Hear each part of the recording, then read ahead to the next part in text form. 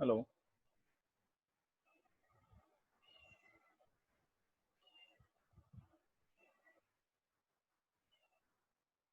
Hello everyone. Am I audible? Yes, Sanjay, you are audible. Abhishek here. Okay. Thank you, Abhishek. I guess this is your first session. Yes. Yeah. Okay. So we will start now.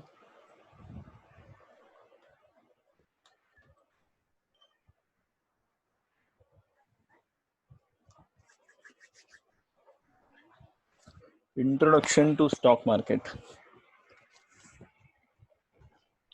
Session number 2. One moment. Just the mic.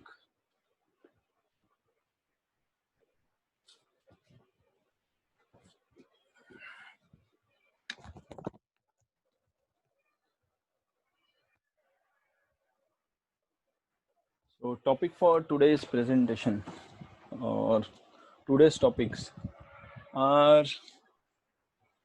are mostly related to now financial terms. So from today onwards, we will more discuss about the uh, various topics which are related to finance. So get ready for the ride. The rumors and facts about the market. Who is responsible for what? When we are talking about market, we should know who is responsible for what. And then select your angle, because there are various angles to study the same market. We need to choose the right angle which is suitable for us. There are different theories which land up into the same conclusion. Okay. Then protect your child. Okay. इसका मतलब हम आज के session में जो भी देखने जाने वाले हैं वो सारे फाइनेंशियल टर्म्स से रिलेटेड है. पहले तो हमें ये रेडी कैसे रहना है ये राइड के लिए वो हम लोग देखेंगे. उसके बाद रूमर्स एंड फैक्ट्स, मार्केट के क्या रूमर्स है. You are not audible enough. Okay, now am I audible? Am I audible now? Yes, yes, thank you so much. Okay, so फिर से मैं रिपीट करता हूँ. आज के जो टॉपिक्स है, एक तो है हमें now this is time we should ready for the ride. Ride का मतलब मार्केट में हमको पहले ऑब्जर्व करना सीखना है, फिर चलना सीखना है, फिर भागना और दौड़ना हम लोग सीखेंगे. वो सब हम देखेंगे. रूमर्स क्या है, मार्केट में बहुत सारे रूमर्स चल रहे हैं.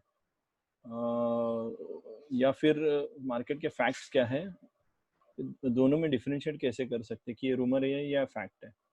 Who is responsible for what. जैसे मार्केट इज, ये एक खुद में एक बिजनेस सेटअप है. मतलब एक बिजनेस में मल्टीपल स्टेक होल्डर्स होते हैं जो ये बिजनेस को चलाते हैं. उनका खुद का हर एक का एक रोल होता है. वो क्या है वो हम देखेंगे. क्यों जानना जरूरी है, क्योंकि जब तक हम ये कोर बिजनेस नहीं समझ पाते हैं तब तक हम उसका पोटेंशियल नहीं समझ पाएंगे.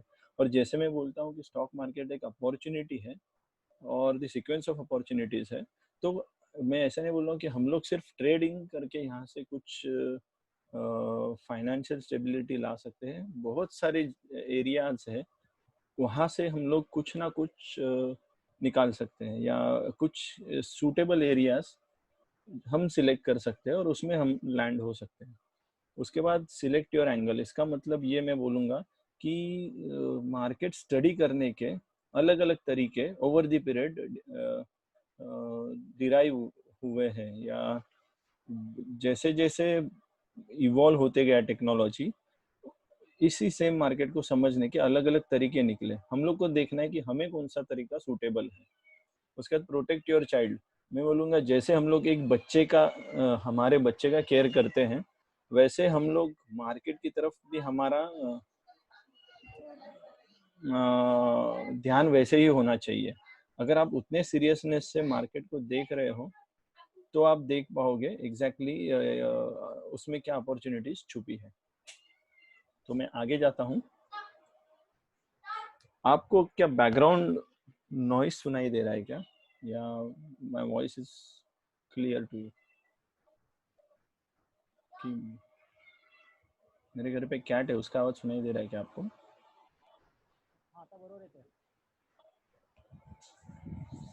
ओके, सुनाई दे रहा है, ठीक है। मैं थोड़ा सा डोर लगा लेता हूँ, 1 मिनट।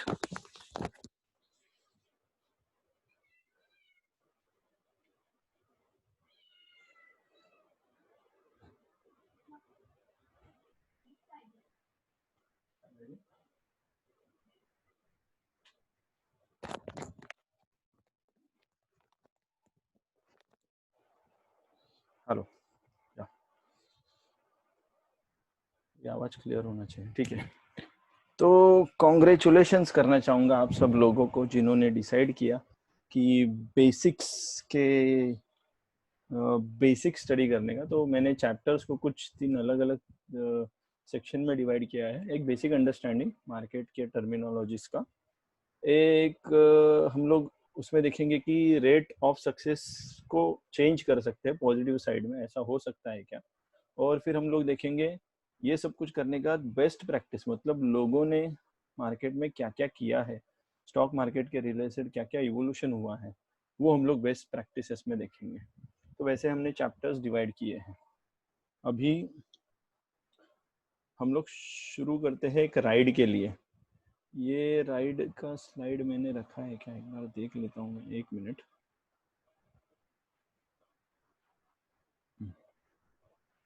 ठीक है। तो हम सब लोगों को ये तो पता है कि stock market is the place for buying and selling of stock. जैसे हमने एक सिंपल एग्जांपल से शुरू किया था, सब्जी मंडी से, जहाँ पे भाजी या फ्रूट्स का बाइंग सेलिंग होता है। स्टॉक मार्केट में स्टॉक का बाइंग सेलिंग होता है। क्या स्टॉक मार्केट में सिर्फ उतना ही होता है? नहीं। स्टॉक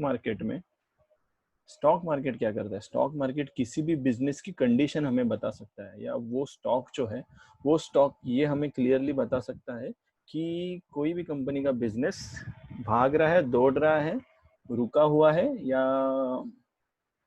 गिरने वाला है, पूरी तरह से वो बिजनेस ठप होने वाला है। ये सब भी हमें देता है। मतलब it is also indicator of their own business. उनके खुद के बिजनेस का इंडिकेटर होता है, इंडिकेटर ऑफ इकोनॉमी। ऐसे बहुत सारे बिजनेस इकट्ठा करके हमको पता चलता है कि भाई ये इतनी कंपनियां मिलके जो बिजनेस हुआ है, वो बिजनेस मतलब इतने सारे अलग अलग सेक्टर से बिलोंग करती है कुछ कंपनियां। तो सारे सेक्टर्स मिला के क्या कर रहे हैं, ये हमको उससे समझता है। जैसे अभी हम लोग को पता है ऑटो सेक्टर की हालत बहुत खराब थी कुछ दिनों पहले, या उसमें इम्प्रूवमेंट आएगा या नहीं आएगा। कमोडिटी सेक्टर में क्या हुआ है, कमोडिटी में ग्रोथ हुआ है, ये सब हम इनको जानते हैं। इसका और एक पार्ट में बोलना चाहूंगा कि सिर्फ इतने से मार्केट चलता है, या उसमें कुछ स्पेकुलेटर्स भी होते हैं, या स्पेकुलेशंस भी होता है। मतलब कुछ लोग सिर्फ बाहर से दिखाते हैं कि भाई हमारा धंधा बहुत अच्छे से चल रहा है, और हम लोग उसमें फंस जाते हैं। जैसे कि बीच में आईएलएफएस बोल रहा हूँ, इंडिया बुल्स हाउसिंग फाइनेंस है, या डीएचएफएल है, ये लोग डूबने वाले थे, इनकी कंपनियां डूबने वाली थी। क्या हमें ये पहले से ही पता चल सकता है क्या? हाँ, हमको ये सब पता चल सकता है, और इसी चीज को हम लोग अपॉर्चुनिटी बना के यूज कर सकते हैं। तो ऐसा है स्टॉक मार्केट। तो हम लोग थोड़ा सा चार्ट्स पे जाते हैं, और वो चार्ट मतलब कौन सा एंगल है, ये सब स्टडी करने का, वो हमें आगे जाके पता चलेगा। तो मैं थोड़ा सा आपको चार्ट्स पे लेके जाता हूँ। I am switching my screen, मैं पूरी स्क्रीन शेयर करता हूँ फिर से।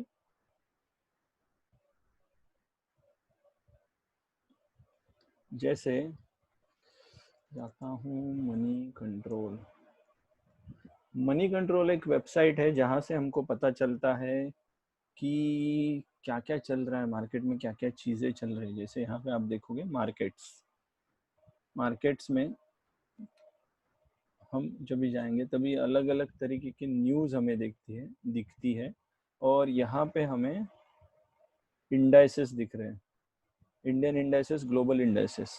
इंडियन इंडाइसेस और ग्लोबल इंडाइसेस क्या होते हैं, ये सारी टर्म्स हम बार बार रिपीट करेंगे, विजिट करेंगे, क्योंकि इससे हमको जैसे हमको ये पूरा टर्मिनोलॉजी या पूरा सेट क्या है ये समझने में आसानी होगी। जैसे यहाँ पे आप देख रहे हो मार्केट या स्टॉक मार्केट को अगर हम लोग को पढ़ना है तो क्या हम हर एक या फिर हम लोग को किसी बिजनेस की कंडीशन जाननी है या सारे बिजनेस को मिला के इकोनॉमी की कंडीशन जाननी है। तो इसको अगर इजी तरीके से हम लोग को अंडरस्टैंड करना है तो हमें क्या करना पड़ेगा, इसको कैटेगराइज करना पड़ेगा। अब कैटेगराइज कहाँ में करोगे, अलग अलग कैटेगरीज होती है। एक के बिजनेस के साइज में, जैसे प्रेजेंटेशन में हमने बोला कि ये तो स्टॉक मार्केट हो गया, स्टॉक्स हो गए। स्टॉक्स के बारे में जब भी बात करते हैं तभी हमें हमारे सामने आता है कि हम एक किसी कंपनी का पार्ट है, उसका शेयर हम लोग ले लेते हैं। अगर हमने कुछ शेयर्स बाय किए तो हमारे पास उसका ओनरशिप आ जाता है। ओनरशिप का मतलब क्या है, कंपनी आगे बढ़ेगी तो हमें प्रॉफिट मिलेगा, कंपनी लॉस करेगी तो हमें हमारा शेयर में लॉस मिलेगा। कभी कभी हमें वोटिंग राइट्स भी मिलते हैं, मतलब कोई कंपनी के बड़े लेवल के डिसीजन लेने हैं तो हमें वोटिंग राइट्स जैसा एक अपॉर्चुनिटी भी मिलता है। ये सब अगर स्टॉक्स है, ये अगर इंडिविजुअल है तो ये किसी ना किसी ग्रुप को बिलोंग करता है। वो ग्रुप को क्या बोलते हैं, इंडेक्स बोलते हैं। तो कैसे होते हैं कि कंपनियां, जैसे ये हम लोग चार्ट्स में देखेंगे फिर से मनी कंट्रोल पे जाके, लेकिन उसके पहले ये थोड़ा हम लोग समझ लेते हैं। क्या सारी की सारी कंपनियां हमेशा बढ़ती ही रहती है क्या? नहीं। तो कुछ कंपनियां बढ़ती रहती है, कुछ कंपनियों में बिजनेस का लॉस होते रहता है। तो कुछ कंपनियां ग्रोथ करती रहती है, कुछ कंपनियां लॉस करते रहती है। तो इनको समझने के लिए हमने क्या किया है, थोड़ा सा एडिशनल लॉजिक लगा के उसको ग्रुप कर दिया गया है। तो ग्रुप क्या होता है, जो जैसे मैंने बोला था, अगर कोई स्कूल है तो स्कूल को समझने के लिए, या स्कूल में अलग अलग टाइप के स्टूडेंट्स होते हैं तो उनका अंडरस्टैंडिंग लेवल अलग अलग होता है। तो जैसे मैं बोलता हूँ, बहुत सारे स्मार्ट स्टूडेंट्स होते हैं पढ़ाई में स्मार्ट स्टूडेंट, उनको एक इकट्ठा कर दिया जाता है और उनको बोला जाता है कि भाई तुम ए डिवीजन को बिलोंग करते हो। तो उससे थोड़ा कम जो अंडरस्टैंड करते हैं एकेडमिक्स को या स्टडी को, तो उनको बी में डाला जाता है। लेकिन क्या बी सच्ची में कम अंडरस्टैंडिंग वाले होते हैं? नहीं, उनका अंडरस्टैंडिंग कुछ अलग फील्ड में होता है, वो कभी स्पोर्ट्स में आगे होते हैं। ऐसे करते करते सी डिवीजन, डी डिवीजन, आप देखोगे डी डिवीजन के बच्चों का अंडरस्टैंडिंग एवरेज से लो या एवरेज तक होता है, लेकिन उनके एक्स्ट्रा करिकुलर एक्टिविटीज शायद ज्यादा हो सकती है। तो वो एक अलग टाइप का ग्रुप हो गया जिनका फोकस मेजरली वो एक्टिविटीज पे रहेगा। तो इसमें भी यहाँ पे कैपिटलाइजेशन पे हम लोग ग्रुपिंग करते हैं, इंडस्ट्री पे करते हैं, कंपनी साइज पे करते हैं, अलग अलग तरीके होते हैं। और फिर इन ग्रुपिंग को एक नाम दिया जाता है। जैसे टॉप ए डिवीजन के स्टूडेंट को निफ्टी 50 बोला जाता है इंडिया में, डाउ जोन्स बोला जाता है कहीं बाहर के देशों में, नास्डैक बोला जाता है, S&P 500, हर एक का उनके उनके हिसाब से उन्होंने नाम दिया हुआ है। और उनकी कंपनियां, डाउ जोन्स जैसे यूएस का इंडेक्स, वो उनकी कंपनियां, उनका इकोनॉमी दिखाता है, वैसे निफ्टी 50 हमारा इकोनॉमी दिखाता है। अभी हम जाते हैं फिर से चार्ट में। ये मैं वीडियो थोड़ा फास्ट ले रहा हूँ क्योंकि टॉपिक ज़्यादा है। आप ये वीडियो फिर से यूट्यूब पे, जैसे हमारा चैनल है बैंक निफ्टी जोन्स करके, मैं चैनल पे जाता हूँ।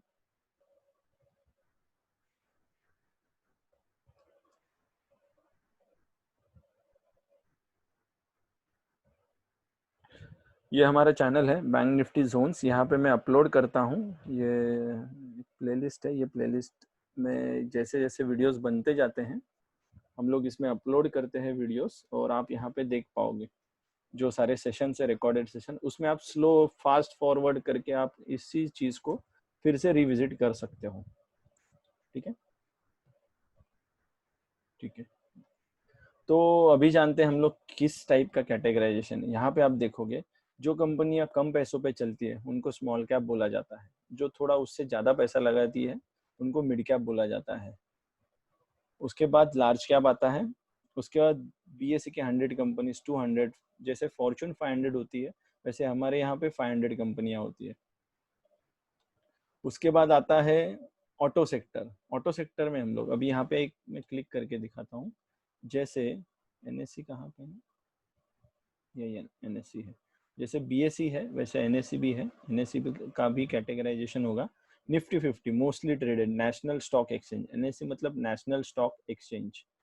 तो नेशनल स्टॉक एक्सचेंज में ए डिवीजन में जो कंपनी आती है निफ्टी 50, आप क्लिक करोगे साइड में आपको सारी कंपनियां दिखेंगी। कौन सी कंपनी, आपको ये सारी कंपनियों के नाम पता रहेंगे। जैसे एशियन पेंट्स है, एशियन पेंट्स 1683 में अभी शेयर मिल रहा है। एक्सिस बैंक है, बजाज ऑटो है, बजाज फिनांस है, बजाज फिनसर्व है, ये दोनों अलग अलग कंपनियां। भारतीय एयरटेल है, भारतीय इन्फ्राटेल, बीपीसीएल, ये सारी कंपनियां, कोल इंडिया, ये कंपनी अलग अलग, ये बैंक से बिलोंग करती है, इन्फोसिस आईटी से बिलोंग करती है, ऐसे अलग अलग सेक्टर से बिलोंग करती है। लेकिन ये आती है निफ्टी 50 में। निफ्टी 50 का मतलब क्या है, ये इंडिया का ग्रोथ दिखाता है।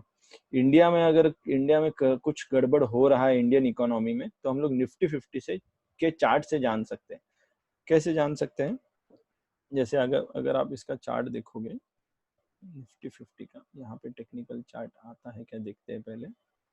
ऐसे हमें चार्ट दिखेगा, पिछले 3 साल पहले क्या हुआ था, 2 साल पहले क्या हुआ, पिछले 1 साल से गड़बड़ चल रहा है, 6 महीने से 3 महीने से ये जो गिरावट आई है, ये सारी गड़बड़ हम लोग यहाँ पे देख सकते हैं। यहाँ पे आप चार्ट देख सकते हो, ये चार्ट में भी आपको पता चल जाएगा कि 9,400 था, फिर एक जगह पे 9,000, ये क्या प्राइस है ये हम सबको बाद में पता चलेगी कि मई 6 को इतने में था ये। एक मिनट, बड़े लेवल का चार्ट देखते हैं हम लोग, मैक्सिमम वाला चार्ट। और ठीक है, अभी यहाँ पे आप देखोगे कि 2000 साल में निफ्टी चल रहा था 1500 रुपए पे, और वो बढ़ते बढ़ते बढ़ते बढ़ते 2008 में 5,000 रुपये हो गया था, जो इंडेक्स बोलते हैं जिसको हम, मतलब कोई चीज जो 1500 रुपए में चल रही थी वो 5,000 हो गई, तो ग्रोथ हो गई। लेकिन 2008 में इकोनॉमी डाउन हो गई, हमको यहाँ पे ही पता चल सकता है कि इकोनॉमी डाउन होने वाली है, मतलब इस लेवल पे आने का। तो उसके बाद क्रैश आने वाला है इकोनॉमी में, और ये 2008 का क्रैश था जहाँ पे सारों के जॉब चले गए थे, रिसेशन पीरियड आ गया था। उसके बाद फिर से मार्केट ने बढ़ना शुरू किया, और यहाँ पे आप देखोगे, यहाँ पे आने के बाद ये कोरोना का केस हो गया, कोरोना वायरस आने वाला था, ये यहाँ पे हमको समझ सकता था। और उसके बाद ये समझ सकता था का मतलब मैं बोलूँगा, ये जो सब लोग मार्केट चलाते हैं, ये लोग एक न्यूज़ का वेट करते हैं मार्केट को एक लेवल से दूसरे लेवल को लेके जाने के लिए। और हमारे जैसे कॉमन लोगों को, हम लोग को ये जस्टिफाई किया जाता है कि भाई ये न्यूज़ के कारण मार्केट गिरा है, ये न्यूज़ के कारण बढ़ा है। लेकिन जैसे जैसे हम लोग इस बेसिक सेशन में आगे बढ़ते जाएंगे, ये एक्टिविटी वेल बिफोर टाइम ये लोग प्लान करते हैं, ये बहुत पहले प्लान होता है। और एक बार मैंने ऐसे एनालाइज किया था 2019 के जुलाई में कि आने वाला ये जो फॉल है ये हमने प्रेडिक्ट किया था, और वो कितना बड़ा होगा ये भी हमने प्रेडिक्ट किया था। तो प्रेडिक्ट का मतलब एनालाइज किया था, और आगे जाके वो फॉल आया, लेकिन वो बहुत ही ज्यादा लेवल पे आया। तो ये भी कैसे हो सकता है, इकोनॉमी डाउन कैसे हो सकती है, इकोनॉमी अप कैसे हो सकती है, ये सब हमें चार्ट में दिखाई देगा। ये चार्ट कौन से टाइप का एंगल है स्टडी का, ये हम लोग आगे देखेंगे। ये मैं ये नहीं पकड़ के चल रहा हूँ कि आपको सारी चीजें एक ही दिन में समझेगी, लेकिन यही चीजें मैं दोहराते रहूंगा बार बार, तो धीरे धीरे धीरे आपको कनेक्शन आता जाएगा। जैसे कि एशियन पेंट सामने है, 1680 उसका प्राइस था, चेंज 2 का इसमें हुआ। वॉल्यूम का मतलब इतने लोगों ने उस दिन एशियन पेंट्स में इंटरेस्ट दिखाया था, फ्राइडे के दिन। और बाय सेलिंग प्राइस ये था, बाइंग सेल क्वांटिटी ये था, ये जो लास्ट ट्रांजैक्शन हुआ उसका ट्रांजैक्शन का ये फुटप्रिंट है यहाँ पे। ऐसे Nifty 100 mid cap 50, Nifty 100, Nifty 500, Nifty auto. Auto मतलब ऑटो सेक्टर, ऑटो सेक्टर में कौन सी कंपनियां हैं, ये क्या बताता है ऑटो सेक्टर का क्या होने वाला है, ऑटो सेक्टर गिरने वाला था क्या, ऑटो सेक्टर में मंदी आने वाली थी क्या, ये सारी चीजें इसमें हमको पता चलेगी। जैसे यहाँ पे आयशर मोटर्स है, हीरो मोटर कॉप है, मारुति सुजुकी है, इसमें इनमें क्या हो रहा है, टाटा मोटर्स है, टाटा मोटर्स में कुछ गड़बड़ होने वाली है क्या, या अशोक लेलैंड भी है, अशोक लेलैंड जैसी कंपनी का क्या हाल चल रहा है, ये सारी चीजें हम लोग को इसमें दिखती है। ऑटो सेक्टर में हमें ये सारी चीजें पता चलेगी। वैसे बैंकिंग सेक्टर है, बैंकिंग सेक्टर हमारा डाउन चल रहा है फिलहाल, ये भी हमें पता चल सकता था। अभी हमारा जैसे कि मार्केट, स्टॉक मार्केट के पीछे एक लॉजिक है। अगर कोई भी चीज गिरने वाली है या कोई भी चीज, जैसे कोई भी गेम आप फुटबॉल देखते रहोगे, क्रिकेट देखते रहोगे, तो उसमें एक अटैक करने वाले एक चीज रहते हैं और डिफेंस करने वाले एक प्लेयर्स रहते हैं। उनका कैरेक्टरिस्टिक्स होता है। तो वैसे मार्केट में भी अगर कोई चीज गिर रही है, तो अगर हमको उसमें से पैसा निकाल के दूसरे किसी जगह डालना है, तो इसके लिए डिफेंसिव स्टॉक्स बोला जाता है या डिफेंसिव ऑप्शंस बोला जाता है, डिफेंसिव मूव बोला जाता है उसके लिए। जैसे अगर आपको पता है स्टॉक मार्केट गिरने वाला है या अपना इकोनॉमी डाउन होने वाला है, तो लोग क्या करते हैं, पैसा उठाते हैं, उधर से निकाल लेते हैं और वो कमोडिटी में डालते हैं या फार्मा सेक्टर में डालते हैं। जैसे अभी आप देखोगे सब सब सारे सेक्टर्स डूबे हुए हैं। मतलब अगर हम लोग किसी भी सेक्टर का चार्ट उठा के देखेंगे, यहाँ पे मैं सारे सेक्टर्स लगाने का ट्राई करता हूँ।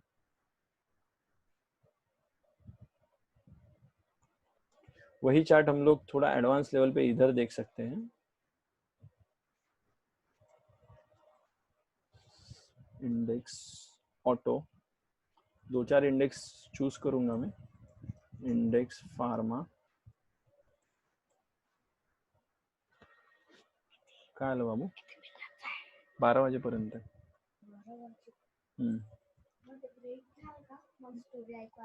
नाही, 12 वाजल्यानंतर डायरेक्ट. ठीक है ना. Index IT, index commodity, index IT, हम थोड़े चार सेक्टर्स देख लेते हैं, चारों सेक्टर में क्या चल रहा है। जैसे हम लोग को पता है इकोनॉमी तो डाउन है। इकोनॉमी अगर डाउन है,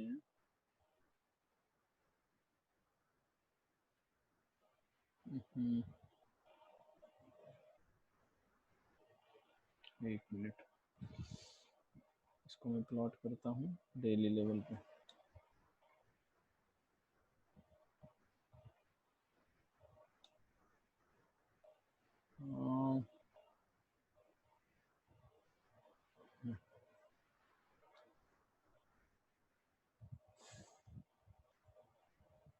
जैसे हमारी इकोनॉमी क्रैश होने वाली थी, ये अगर हमको यहाँ पे पता चला है, तो ऑटो सेक्टर क्या क्रैश होने वाला था क्या? ऑटो सेक्टर भी क्रैश होने वाला था, ये भी हमको यहाँ पे पता चल रहा है। जैसे ऑटो सेक्टर कब से क्रैश हो रहा है, 2018 से ऑटो सेक्टर में गिरावट ही गिरावट आ गई है। फार्मा का क्या हुआ है, फार्मा सेक्टर हम लोग देखेंगे तो फार्मा सेक्टर बढ़ गया है यहाँ से। मतलब अगर इकोनॉमी डूब गई है तो लोगों ने फार्मा में इन्वेस्ट करना शुरू किया है। इसको डिफेंसिव स्टॉक्स बोले जाते हैं। जो फार्मा सेक्टर में जो सारे स्टॉक बिलोंग करते हैं वो ग्रो करते रहेंगे। जैसे एग्जांपल लीजिए सन फार्मा। सन फार्मा एक स्टॉक है, जब मार्केट गिर रहा था या जब इकोनॉमी डाउन थी, जैसे आप पिछले कुछ दिनों में देखोगे, यहाँ से यहाँ तक सन फार्मा में ग्रोथ ही ग्रोथ हो रही है। यहाँ से यहाँ तक ग्रोथ ही ग्रोथ हो रही है। मतलब जो चीज़ें 300 में मिल रही थी अभी आज 500 में मिल रही है। जैसे निफ्टी आईटी में क्या हुआ है, आईटी में गड़बड़ हो गई थी, आईटी में भी क्रैश आ गया था, लेकिन आईटी ने थोड़ा रिकवर फास्ट कर लिया है। कमोडिटीज में क्या हुआ है, कमोडिटीज ने भी रिकवर कर लिया है। बैंक क्या हुआ है, बैंक सेक्टर उतना रिकवर नहीं कर पाए हैं। ये हमको चार्ट में देख के पता चलता है कि बैंक्स में गड़बड़ है कि नहीं। ऑटो में क्या हुआ है, ऑटो सेक्टर ने भी थोड़ा रिकवरी शुरू कर दिया है। तो ये सारी चीजें हमको यहाँ पे देखने के बाद, इंडेक्स में देखने के बाद पता चलती है। ना सिर्फ इंडिया की, लेकिन बाहर के अभी भी, बाहर भी इकोनॉमी में, जैसे हम लोग मोस्टली गवर्नमेंट को बोलेंगे अरे यार ये मोदी गवर्नमेंट ने किया, ये या कांग्रेस गवर्नमेंट ने किया। तो क्या कांग्रेस या जो करंट गवर्नमेंट है, कोई भी जो इंडियन गवर्नमेंट है, क्या वो बाहर के मार्केट्स को अफेक्ट कर सकते हैं क्या? इतने हम लोग इकोनॉमी को अफेक्ट करते हैं क्या? तो अगर आप देखोगे उसका रीजन, मतलब हम किसी को ब्लेम नहीं कर सकते हैं, क्योंकि उनका इकोनॉमी भी वैसे ही डाउन है। अगर हम लोग दूसरे की इकोनॉमी में जाके देखेंगे, क्या हमारे वजह से वो इकोनॉमी डाउन नहीं हुई है।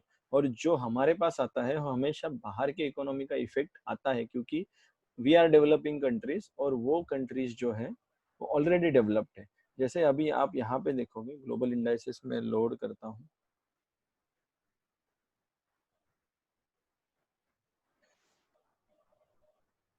एक मिनट, एक एक बंदा है वो ज्वाइन नहीं कर पा रहा है, तो मैं उसको एक कॉल कर लेता हूँ 1 मिनट के लिए और आपको फिर से ज्वाइन करता हूँ। तब तक के लिए मैं स्क्रीन ऑफ।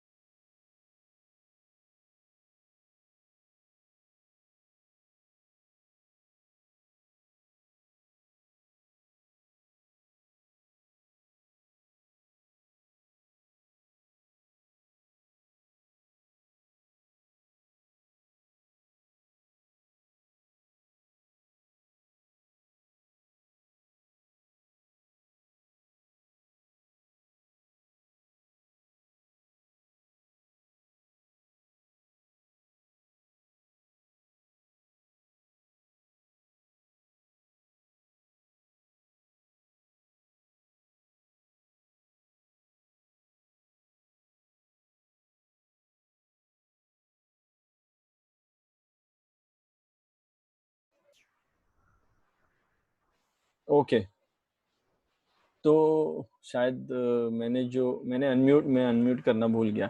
तो ऐसे ये यूएस मार्केट है, तो हमें ये पता चलता है कि जो जो हमारे इकोनॉमी में अभी हम लोग फेस कर रहे हैं दैट इज नॉट लोकल, और इसका ग्लोबल इम्पैक्ट भी है। और हर एक इकोनॉमी ऐसे ही फेस कर रही है, तो इसमें गवर्नमेंट का उतना रोल नहीं है जितना हम लोग सोचते हैं, या करंट गवर्नमेंट या पास्ट गवर्नमेंट का भी छोटा रोल है, बट पूरा सारा इम्पैक्ट सिर्फ उनके वजह से नहीं है। तो हमें ये अंडरस्टैंडिंग इसमें से आ सकती है। ये मैंने बोला था पिछले लास्ट मिनट में।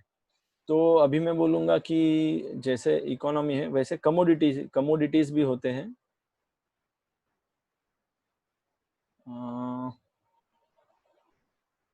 ओके, तो कमोडिटीज में अगर जाते हैं हम लोग, कमोडिटीज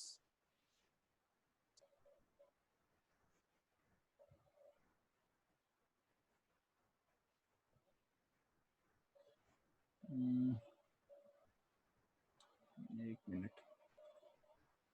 सेंसेक्स कमोडिटीज में क्या चल रहा है अभी। मैं अगर आपको बोलूँगा गोल्ड में इन्वेस्ट कीजिए, तो क्या गोल्ड में इन्वेस्ट करने का राइट टाइम आ गया है? अगर हमको जानना है तो हमको चार्ट से पता चल जाएगा।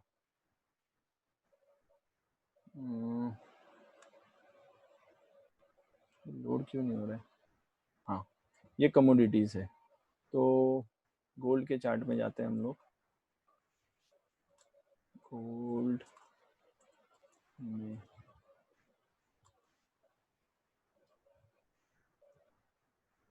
ये गोल्ड का चार्ट है। गोल्ड जैसे हम लोग को पता है पिछले कुछ टाइम से गोल्ड गोल्ड में गिरावट आई थी, जो 45,000 से गिर के 38,000 आया था। अभी इस टाइम पे गोल्ड इस बैंड में अटका है। अगर गोल्ड का रेट 44,000 के नीचे आ गया, 44,760 के नीचे अगर आप देखोगे, तो फिर गोल्ड फिर से गिरेगा और 39,000 तक आ जाएगा। अगर ऐसा नहीं हुआ तो दूसरा सिनारियो है ये है 47,000 के ऊपर गोल्ड चला गया तो उसमें इन्वेस्ट करने का राइट टाइम आ गया। तो हम लोग ये सब इसमें जान सकते हैं। ठीक है, तो ये सारा अंडरस्टैंडिंग हमें आ सकता है। हम फिर से जाते हैं प्रेजेंटेशन पे। और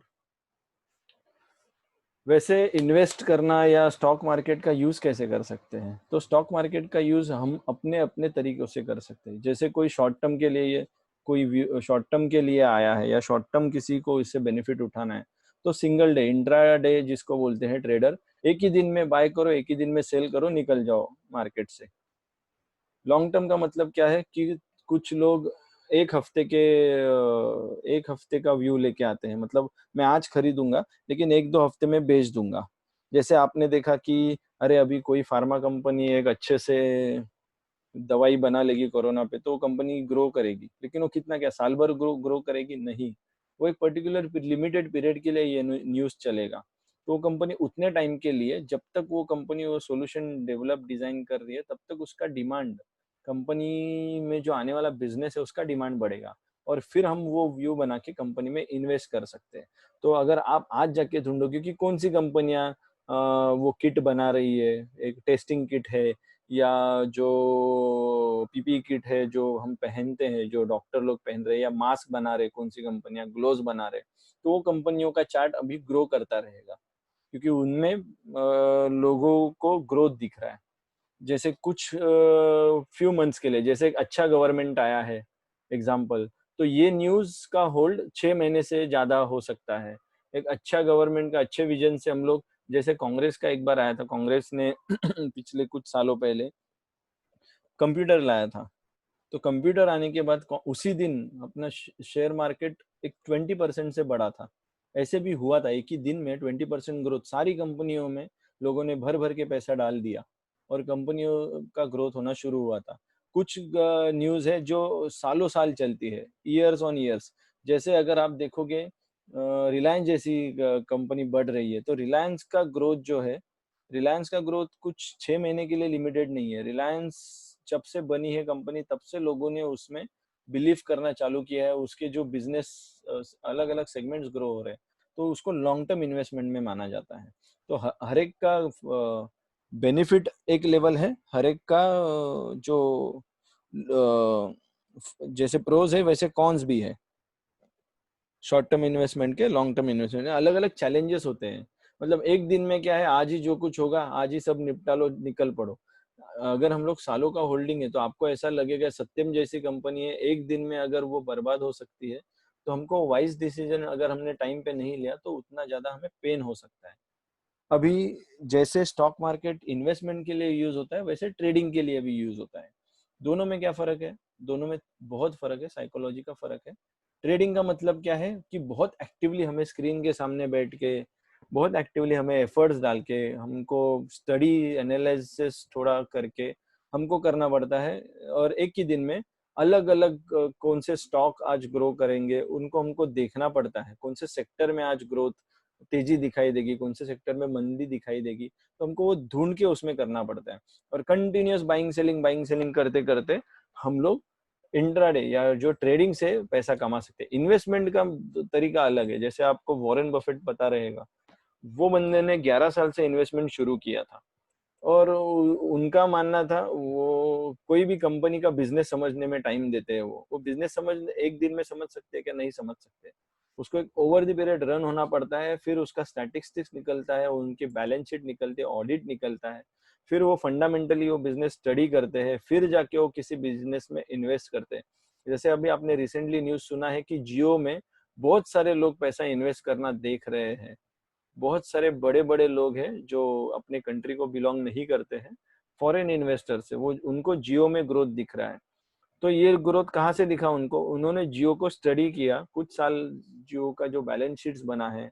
जैसे जियो कंपनी ने जब भी नया प्लान लॉन्च किया था, तो उन्होंने डिक्लेयर किया था कि भाई हम लोग एक साल में हम लोग बैंक क्या बोलते हैं, हम लोग लोन फ्री हो जाएंगे। ये उनके लिए पॉजिटिव अप्रोच था, और वो एक्चुअली अगर लोन फ्री हो रहे हैं तो उसमें बहुत सारी नई इन्वेस्टमेंट्स आ सकती है।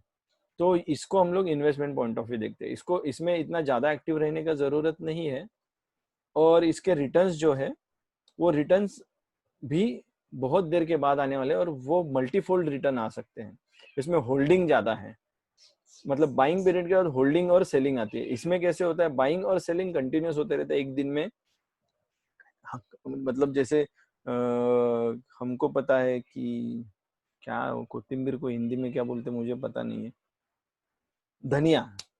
धनिया उगने के लिए 2 दिन काफी है, 2 दिन में धनिया उगता है, हम लोग उसको उखाड़ के खा सकते हैं। लेकिन अगर हम लोग बाम्बू की स्टोरी जानते हैं, तो बाम्बू को जमीन से बाहर आने के लिए 5 साल लगते हैं, लेकिन 6th ईयर बाम्बू का ग्रोथ जो रहता है वो धनिया के ग्रोथ से कहीं मल्टीफोल्ड रहता है। मतलब वो 1 इंच बाहर निकलता है बाम्बू जब भी आफ्टर 5 years, तो with in next 2-3 months bamboo more than 6 feet 10 feet 11 feet 12 feet बढ़ना चालू हो जाता है। तो ऐसा ट्रेडिंग में हम लोग धनिया उगाते हैं, और इन्वेस्टिंग में हम लोग बाम्बू का खेती करते हैं, जिसका बेनिफिट शायद अगर बाम्बू सही निकल गया तो हमें आने वाले कुछ सालों के बाद मिलता है। क्या अभी ये सारी चीजें हमने जो डिस्कस की, अभी आपको एक बड़ा क्वेश्चन दिमाग में हो सकता है हर एक को, क्या इज दिस फॉर यू, मतलब ये सब चीजें क्या आपके लिए है, या ये सारी चीजें ये सारी चीजों का बेनिफिट ले सकते हो क्या? तो उसके लिए कुछ सवाल है हमारे माइंड में चलते रहेंगे, उसके कुछ जवाब देना चाहूंगा कि क्या हम लोग इन्वेस्ट कर सकते हैं? यस, एनीबडी कैन इन्वेस्ट, हम लोग इन्वेस्ट कर सकते हैं। अगर आपका इंटेंशन है प्रॉफिट अर्न करना, तो आप इस मार्केट में इन्वेस्ट कर सकते हो। क्या हम लोग बाय लक कुछ कमा सकते हैं क्या? हाँ, हम लोग बाय लक कुछ दिनों के लिए कमा सकते हैं, डेफिनेटली। अगर आपका लक लग गया तो एक आध दिन आप कमा सकते हो, दूसरे तीसरे दिन आप गवा सकते हो। हर चीज लक पे नहीं चलती। कंटिन्यूअस अगर आपको स्ट्रीम बनाना है तो आपको थोड़ा सा उसमें एडिशनल पढ़ाई डालना जरूरी है, एडिशनल स्टडी डालना जरूरी है। स्टडी कैसे होता है ये हम आने वाले सेशंस में देखेंगे। अगर आपने वो स्टडी प्रॉपरली कर लिया, जैसे हम लोग मैथ्स पढ़ते हैं, जैसे साइंस पढ़ते हैं, वैसे stock market is a different science and maths, वो भी हमको पढ़ना जरूरी है। अगर हमने वो कर लिया and serious time and serious efforts, जैसे अलग प्रोफेशन में हमने 10-10 15-15 साल डाले हैं, इसमें इतना डालने का जरूरत नहीं। अगर हमने वो कर लिया तो ये सारी जो चीजें हमने डिस्कस की, हम लोग उसका पार्ट हो सकते हैं, और इस अपॉर्चुनिटी को हम लोग अच्छे से बेनिफिट उठा सकते हैं। अभी ये जर्नी कैसा होगा, ये जर्नी बहुत ही अलग लेवल का होगा। आपको जितना इजी लगता है ये राइड उतना इजी नहीं है। हमने एक छोटा सा इमेज लेके आप गूगल करोगे स्टॉक मार्केट का कोई इमोशंस का जर्नी, तो गूगल पे आपको ये ऐसा एक इमेज मिल जाएगा।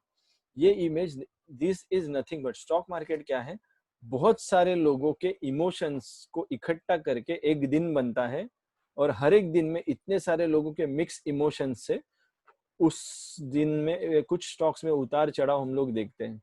तो वो जो इमोशंस को ड्राइव करता है वो शायद कोई न्यूज रहेगा, कुछ इवेंट रहेगा। जैसे मेजरली दो ही चीजें मार्केट को ड्राइव करती है।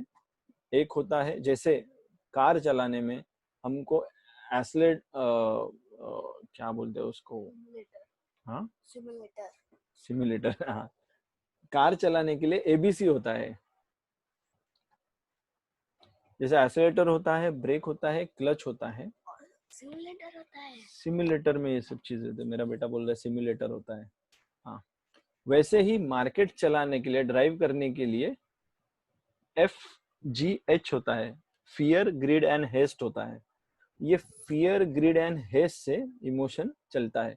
जैसे आप देखोगे यहाँ पे ऑप्टिमिज्म है, यहाँ पे एक्साइटमेंट है। जैसे आज आपने मार्केट पढ़ा, कल आप जाके सन फार्मा का कोई स्टॉक आपने बाय कर लिया, 2 दिन में स्टॉक एक मस्त 10 रुपया ऊपर चढ़ गया, आपको एक थ्रिल आएगा मार्केट में, वाओ कि हम कितने स्मार्ट है, कि मार्केट अभी हम लोग एक क्राइसिस में फंसे हुए हैं, कोरोना करके उसका नाम है, उसमें दवाई निकलेगी, सन फार्मा उसके लिए दवाई बनाएगी और सन फार्मा का स्टॉक शूट हो जाएगा। ऐसा एक थ्रिल हमें यहाँ पे लगता है, क्या स्मार्ट टाइम पे हमने इन्वेस्ट किया है। उसके बाद एक point of maximum financial risk, इसको यूफोरिया मूवमेंट बोलते हैं। इसका मतलब ये है कि हम हमारे सेंटिमेंट्स एकदम हाई पीक पे है, मार्केट के सेंटिमेंट्स पीक पे है, हमें यहाँ पे लगता है अभी मार्केट यहाँ पे फाड़ के चला जाएगा ऊपर, ऐसा एक यूफोरिया मोमेंट आ जाता है।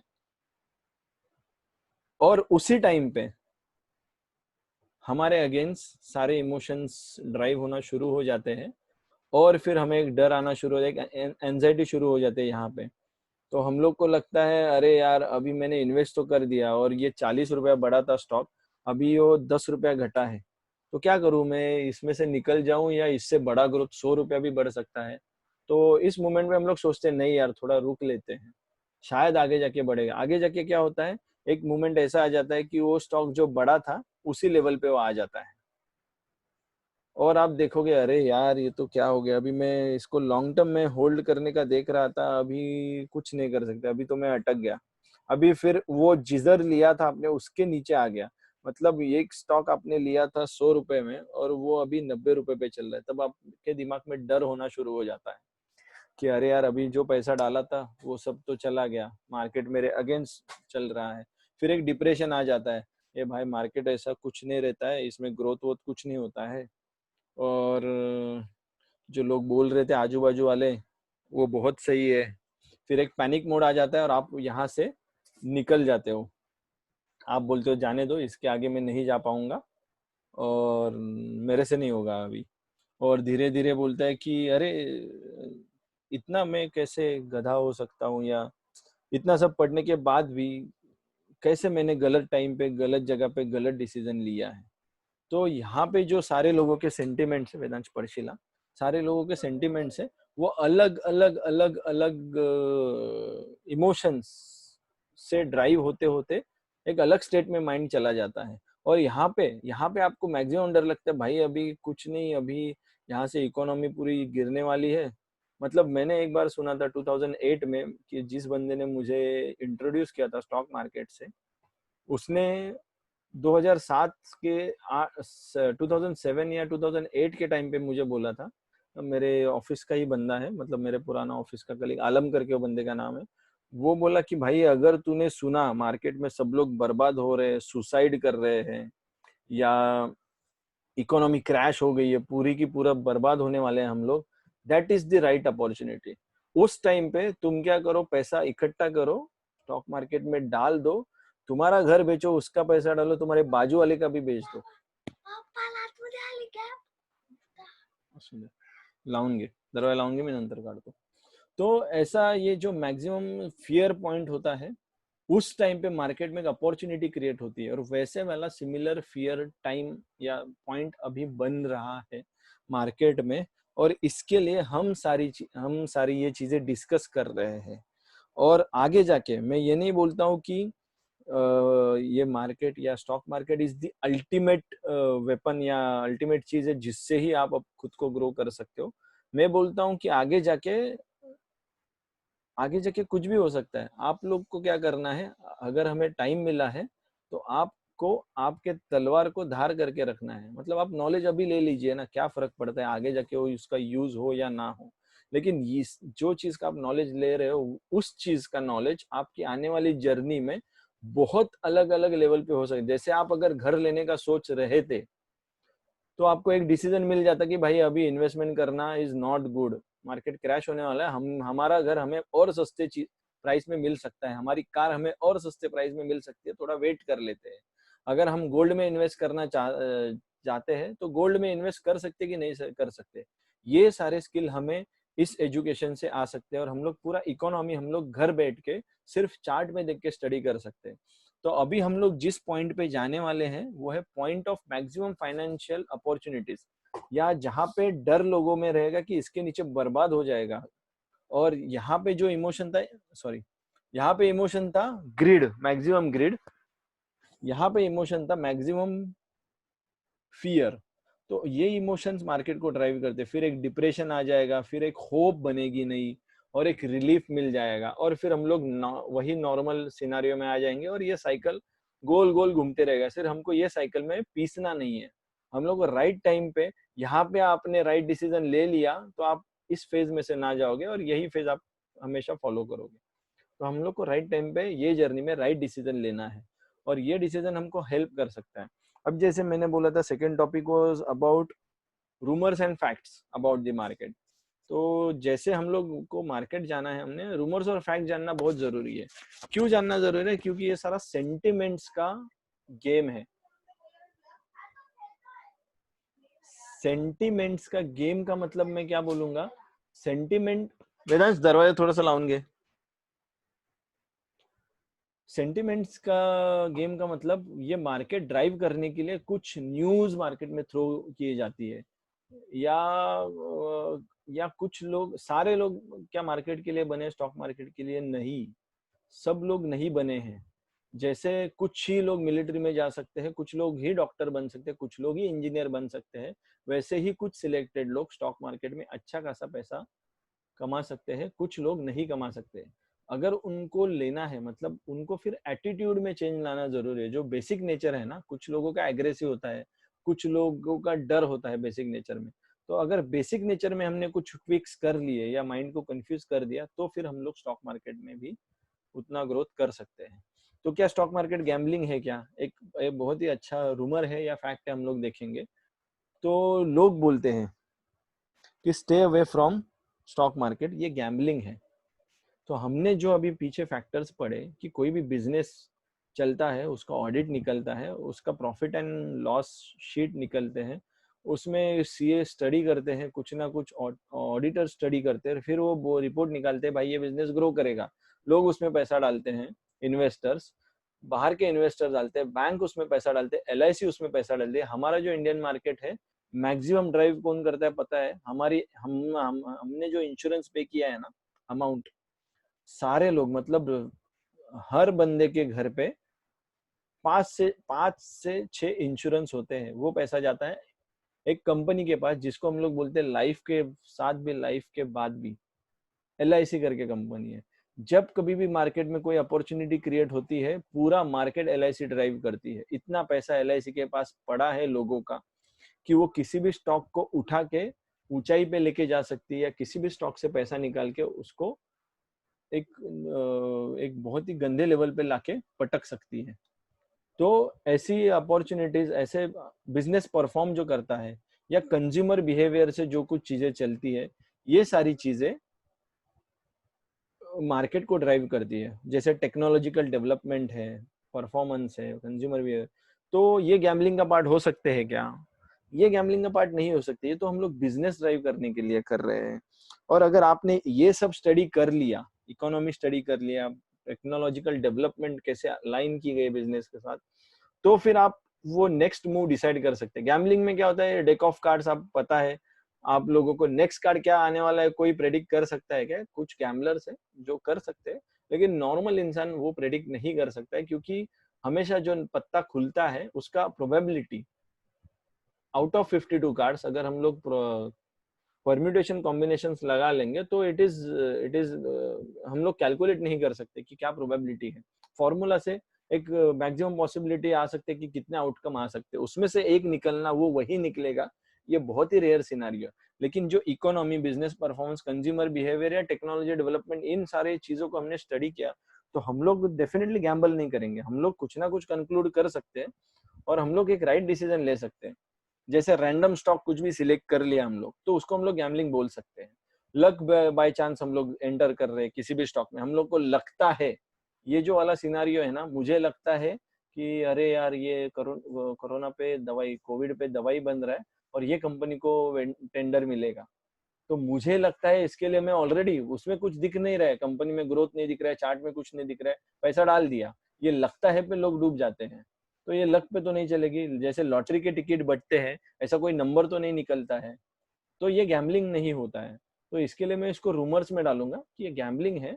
इसका प्रॉपर मैथमेटिकल स्टडी है, प्रॉपर इसका ग्राफ हम लोग स्टडी कर सकते हैं, प्रॉपर इसके फंडामेंटल स्टडी कर सकते हैं, सेंटिमेंटल स्टडी कर सकते हैं, और आने वाला मूव क्या हो सकता है ये हम इसमें बता सकते हैं।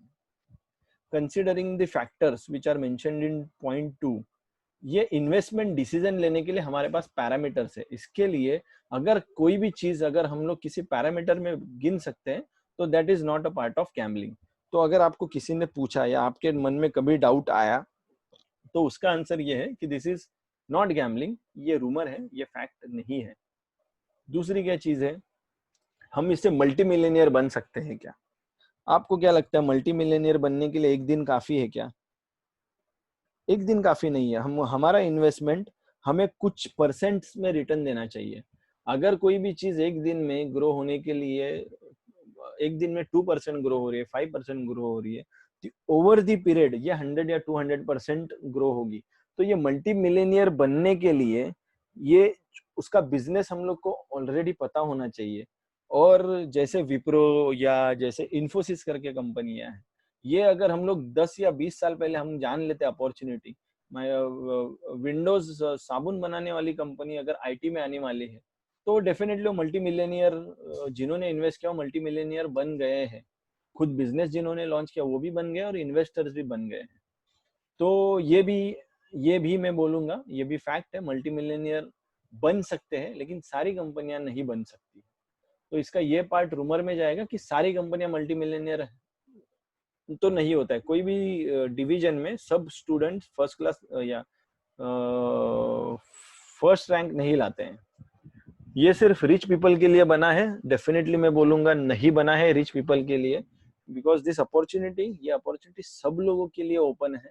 इसमें कोई कॉम्पिटिटर नहीं है, कोई आपको रुका नहीं सकता है। आपको सिर्फ उसका स्टडी करने का तरीका अगर आप जान गए, तो आप जो लोग रिच लोग उनके हैसियत से कर रहे हैं, वो हम लोग छोटी हैसियत से कर सकते हैं, लेकिन अपॉर्चुनिटी सेम है और उसका हम लोग उसी अपॉर्चुनिटी का सेम फायदा हम लोग उठा सकते हैं। मतलब मैं बोलता हूँ आप 5,000 से भी स्टॉक मार्केट में इन्वेस्ट या ट्रेड करके प्रॉफिट अर्न कर सकते हो। नीड ऑफ कनेक्शन, आपको कुछ कनेक्शन का जरूरत है। जैसे आपको लगता है अरे यार मैं जो बिजनेस वाले से कुछ कनेक्शन बना लूंगा, अरे यार मैं इस कंपनी के कुछ एम्प्लॉयज को मिलके कुछ जान सकूंगा, न्यूज एंकर से कुछ कनेक्शन बना के उसके पास न्यूज ऑलरेडी आती रहेगी। तो ऐसे सारे कनेक्शंस बनाना जरूरी है क्या? नहीं, ऐसे कुछ बनाने का जरूरत नहीं। ये सारा डेटा हम लोग एक अलग तरीके से पढ़ सकते हैं, उसको इंटरप्रेट कर सकते हैं और इसको एनालाइज करके हम हमारा डिसीजन ले सकते हैं। तो उसके लिए कुछ कनेक्शंस की जरूरत नहीं है, या किसी को कुछ पैसे देके कुछ करवाने की जरूरत नहीं है। ये सारी चीजें हम लोग विथ आर स्टडी कर सकते हैं। फाइनेंशियल नॉलेज होना चाहिए चाहिए क्या? मतलब एक बड़े लेवल का फाइनेंशियल नॉलेज, कोई फाइनेंशियल एनालिस्ट? नो, जरूरी नहीं है कि आपको कुछ फाइनेंशियल टर्म्स जैसे बैंक वाले लोग या सीए जो होते हैं उनके जैसा पढ़ाई करना जरूरी है। नहीं, हमको कुछ देखना नहीं है। बहुत ही जो मैं सिंपलेस्ट स्टडी बोलता हूँ, टेक्निकल स्टडी करने के लिए ये सब चीज फाइनेंशियल नॉलेज का भी जरूरत नहीं है। आपको मैथ्स आना चाहिए, आपको थोड़ा बहुत ज्योमेट्री पता होना चाहिए, चार्ट्स पैटर्न्स कैसे बन रहे हैं, तो आप कर सकते हो। तो ये रूमर ही है, इसका फैक्ट यही है कि एक छोटा सा स्किल सेट चाहिए, अगर वो हमने कर लिया तो बड़ा जो फाइनेंशियल नॉलेज या डर लगता है जिससे, उसका जरूरत नहीं है। क्विक मनी बनाने की चीज है तो डेफिनेटली ये फैक्ट नहीं है, ये रूमर है। क्योंकि क्विक मनी, जो भी चीज क्विकली बनती है क्विकली चली जाती है। ये क्विक मनी बनाने का मशीन नहीं है। इसको राइटली अगर अपॉर्चुनिटी को हम लोग देखेंगे, सो इस अपॉर्चुनिटी को हम लोग बोलेंगे कि ये मनी बनाने का एक अलग तरीका है, जिसकी जो सर्टन नहीं है। मतलब जॉब जैसा नहीं है, हर महीना ये फिक्स अमाउंट नहीं देगा, कभी अमाउंट देगा, कभी अमाउंट लेगा भी हमसे। मतलब अगर हम आपका मूव राइट है तो आपको अवार्ड मिलेगा, रिवॉर्ड मिलेगा। अगर आप रॉन्ग तरीके से मूव कर रहे हो तो आपको फाइन भी लगेगा। Easy money? No, definitely it is not an easy money, this is again a rumour. Easy money करना है तो बहुत सारी फ्रॉड स्कीम चलती है, उसमें आप देख सकते हो 1 का डबल, 3 का डबल, 3 टाइम्स मिलेगा, 4 टाइम्स मिलेगा, ऐसे सारी चीजें मिलती है। लेकिन यहाँ पे वैसे नहीं होता है। यहाँ पे आपको उतने ही एफर्ट्स डालने हैं, उतना ही एनालिसिस है, उतना ही टाइम डालना है जो किसी आप प्रोफेशन में डालते हो। अगर आप वो कर पाते हो तो डेफिनेटली एक तरीका, एक अपॉर्चुनिटी बन जाएगी जिससे आप लोग अल्टरनेट ऑफ मनी सोर्स बना सकते हो। तो अभी हमने ये जो जाना है, अभी हमको जानना है कि who is responsible for what. अभी ये सारा बिजनेस तो चलाते हैं लोग, कौन कौन से लेवल से चलाता है या क्या होता है, ये इसके स्टेक होल्डर्स क्या क्या है? Banking is one of the important stake holders. मतलब आप अगर आपका अकाउंट ओपन करना है आपको, स्टॉक मार्केट में, तो आपका एक फाइनेंशियल स्टेटमेंट होना जरूरी है कुछ सेगमेंट्स के लिए। फॉर स्टॉक ट्रेडिंग या इन्वेस्टमेंट नहीं है। फ्यूचर ऑप्शन जैसे एडवांस लेवल के टूल्स है, डेरिवेटिव टूल्स, उसके लिए आपकी फाइनेंशियल स्टेटस आपका देखा जाता है। आपका 6 मंथ्स का बैंक स्टेटमेंट लगेगा या आपका इनकम टैक्स रिटर्न्स लगेगा, जिससे आप उस सेगमेंट्स में जा सकते हो। लेकिन stock market, stock investment and trading के लिए इसका जरूरत नहीं। बैंकिंग एक मेजर रोल प्ले करते हैं। जो मनी हम लोग को लगता है वो सप्लाई करने का काम बैंक्स करती है, या बैंक उस ट्रांजैक्शन के पार्ट होते हैं। डिपॉजिट विड्रॉल के लिए मेजरली कुछ कंपनियां काम करती है। जो कंपनी आपके अकाउंट से बैंक अपने डीमैट अकाउंट में पैसा ट्रांसफर करने का काम करती है और डीमैट अकाउंट से विड्रॉ करके आपके बैंक अकाउंट में लाने का काम करती है। डेमो अकाउंट कुछ कंपनियां प्रोवाइड करती है। डेमो अकाउंट का मतलब क्या है? जो आप रियल मार्केट में करने जा रहे हो, कुछ ऐसे ब्रोकर्स रहते हैं या कुछ ऐसी सॉफ्टवेयर्स देते हैं जिसमें आप ये डेमो ट्रेड कर सकते हो। मतलब जो रियल टाइम मार्केट में चलता है वो आप वर्चुअली करके देख के चेक करके कर सकते हो। वेदांश घेऊन जा त्याला बाहेर। उसके बाद इसकी फीस होती है क्या? यस, जो कंपनी आपको टूल प्रोवाइड करेगी उसका फीस भी होता है। मतलब ये फीस चार्ज किए जाते हैं जो प्लेटफॉर्म प्रोवाइड किया जाता है उसके लिए, उसको बोलते हैं हम लोग trading platform. Trading platform now days जैसे हम लोग लैपटॉप में करते थे वैसे हम लोग मोबाइल में भी कर सकते हैं। मोबाइल से भी ट्रेड ओपन कर सकते हैं। हे पार आतमध्ये आले तिचे हाँ, मी काढतो तिला बाहेर। तो अलग अलग ट्रेडिंग प्लेटफॉर्म प्रोवाइड करने वालों का भी इसमें एक मेजर रोल है। जैसे अभी कंपटीशन ज्यादा है, आप देखते रहोगे यूट्यूब पे, आपने कभी भी विजिट किया तो एक बंदा बोलता है yo you know how I am earning dollars, ऐसे कुछ तो बोलते रहता है एकदम एटीट्यूड में। वो बंदे से लगता नहीं वो ट्रेड कर रहा है, एडवर्टाइजमेंट वैसा बना है। वो एक मोबाइल में एक सॉफ्टवेयर रहता है, फिर उसमें वो क्लिक करता है और बोलता है $300, आई वांट $300। क्या $300? ऐसे अलग अलग ट्रेडिंग प्लेटफॉर्म रहते हैं। सारे ट्रेडिंग प्लेटफॉर्म या सारे अपने लिए नहीं बने हैं। अब हम लोग को राइट प्लेटफॉर्म चूज करना है और उसमें से हम लोग को ट्रेड कैसे करना है, इन्वेस्टमेंट कैसे करना है, वो हम आगे जाके सीखेंगे। तो ये ट्रेडिंग प्लेटफॉर्म प्रोवाइड करने वालों का भी रोल होता है।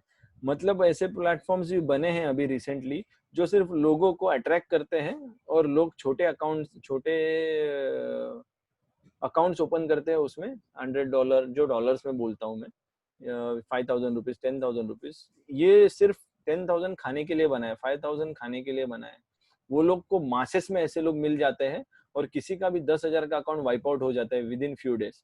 तो मैं बोलूंगा जब भी कभी ट्रेड करना है ना, मतलब एक रॉयल तरीके से करो। अकाउंट में रखो 1.5-2 लाख रुपए और ट्रेड करो छोटा सा, 500 वाला या 1,000 रुपए वाला ट्रेड कीजिए, 1,000 रुपए इन्वेस्ट कीजिए, लेकिन रखिए इतना कि आपको डर ना लगे, तो एक रॉयल ट्रेड हो जाएगा।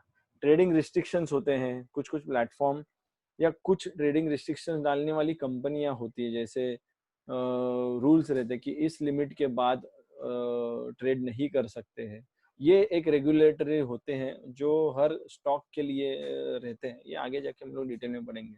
कुछ कंपनियां रिव्यू करती है और कुछ ट्रस्ट फैक्टर्स बनाती है, उस पर बिलीव करके कुछ मतलब न्यूज प्रोवाइड करते हैं। जैसे क्रिसिल करके है, कोई भी कंपनी का ग्रोथ बताती है वो, या जैसे सिबिल करके है जो हमारा लोन का एक रैंक बताती है। वैसे सारी कंपनियां मार्केट में रहती है, वो रैंकिंग बोलती है कोई कंपनी कैसे चल रही है उसका।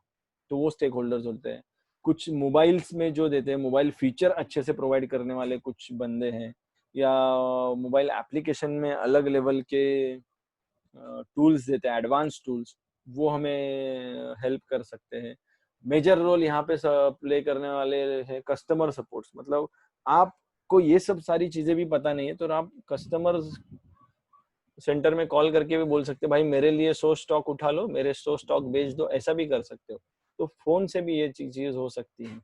तो ऐसे अलग अलग, या अभी एडिशनल में बोलूंगा टिप प्रोवाइडर्स है या सर्विस प्रोवाइडर्स है, वो लोग टिप्स देके लोगों को बोलते हैं। टिप्स जो देते हैं वो लोग खुद, मतलब देखो अगर आपको पता है कि ये सोने की अंडे देने वाली मुर्गी है और आप वो अंडे दूसरे को बेच रहे हो, मतलब ये तो गधे का काम हो गया। आप किसी को टिप सर्विस दे रहे हो, आप वो खुद यूज नहीं कर रहे हो, या आप अगर यूज कर पाते तो आप बेनिफिट उठा के बहुत बड़े बन जाते। तो मैं बोलूंगा कि ये टिप सर्विस प्रोवाइडर्स ये लोगों को सिर्फ फंसाने के लिए है। ये ब्रोकर से भी मिले होते हैं कुछ लेवल तक, क्योंकि टिप्स का अल्टीमेटली एक प्लेटफॉर्म जो बनाते हैं उससे बाय सेल करने का एक अपॉर्चुनिटी बनाते हैं मार्केट में, और उससे ब्रोकर्स को भी हेल्प मिलता है। सारे ब्रोकर्स फ्रॉड नहीं होते हैं, लेकिन कुछ लेवल पे कुछ ब्रोकर हमेशा हर 10 लोगों में से एक बंदे का नीयत खराब हो सकता है, वैसे टाइप का ये मार्केट है। तो हमको उसमें भी फंसना नहीं है, हमको ध्यान से चलना है, वाइसली हमको डिसीजन लेना है, क्योंकि it is again hard earn money और हम यहाँ पे कुछ टाइम पास नहीं कर रहे हैं। Select your angle. अभी ये सारी चीजें तो हो गई, ये सारी चीजें हमने सब बताया कि ये मार्केट ऐसे चलता है, उसमें ये होता है वो होता है, ये स्टेक होल्डर्स है। भाई हम क्या कर सकते हैं, हमें भी तो कुछ करते आना चाहिए, तो जाके हमें उसमें से फायदा ले सकते हैं। डेफिनेटली एक फंडामेंटल स्टडी होता है, बहुत ही पुराने जो लोग हैं मार्केट में, तुमचे प्रमाणे ना ते म्हणजे गपचूप जावं आधी पॅनकेकचं हे झाका नाही तर पाल त्याच्यात पडेल का? आणि उडी मारेल हो. सगळं राहत. एक मिनट, मैं 1 मिनट में आया, म्यूट कर रहा हूँ, स्क्रीन शेयर चालू।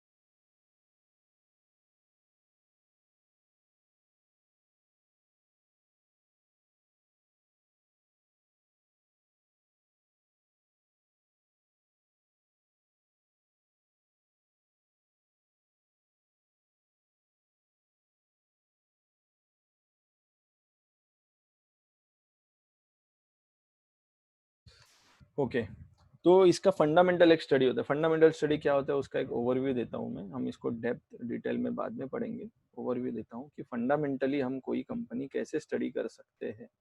तो फिर से जाता हूँ मनी कंट्रोल पे, एग्जाम्पल पकड़ते हैं हम लोग, किसको पकड़ेंगे, रिलायंस पकड़ेंगे क्या, रिलायंस को पकड़ते, चलो यहाँ पे रिलायंस टाइप कर दीजिए, रिलायंस इंडस्ट्रीज। एक मी विसरलो की मला पाणी पाहिजे. पाणी पाहिजे, पाल आलिएगा तिकडे। तिकडे पाणी. फिर से मैं आधे मिनट में आता हूँ, सॉरी फॉर द इंटरप्शन।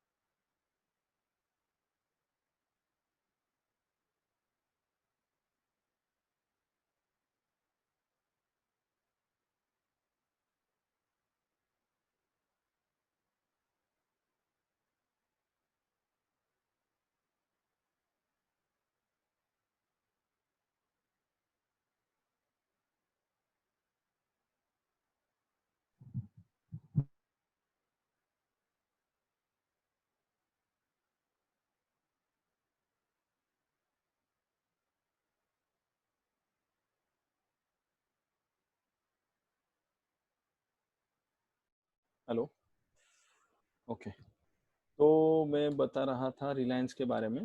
तो रिलायंस इंडस्ट्रीज को हम लोग स्टडी करते हैं, क्या चल रहा है रिलायंस में। तो रिलायंस, पहले मैं चार्ट दिखाता हूँ रिलायंस में क्या हुआ था। रिलायंस में ऐसे हुआ, कुछ दिनों पहले रिलायंस बहुत ही तेज भाग रहा था, फिर किसी ने तो ब्रेक लगा दिया रिलायंस को। एक गोल्ड किधर से आ रहा है, रिलायंस लोड कर रहा हूँ, तुम्हाला करावं लागेल प्लीज. काय मला ते पाल जाऊन परत आतमध्ये मी करतो ना, बाहेर काढतो, बाहेर टेन्शन नको, इथेच ठेव कुठेतरी, त्याच्यावर ठेव। तो रिलायंस को अगर आप देखोगे, रिलायंस का स्टॉक जो है, मतलब पानी प्यायचं वेदांश, रिलायंस की ग्रोथ देखते हैं। रिलायंस में इन्वेस्टमेंट का टाइम आया था क्या, या कौन से लेवल पे, जैसे मैंने बोला था हम लोगों ने वो यूफोरिया मूवमेंट देखा था, जैसे रिलायंस ऐसे कुछ चढ़ रहा था, बढ़ रहा था, समझो ये लेवल था, एक 1035 रुपीज रिलायंस का एक प्राइस था।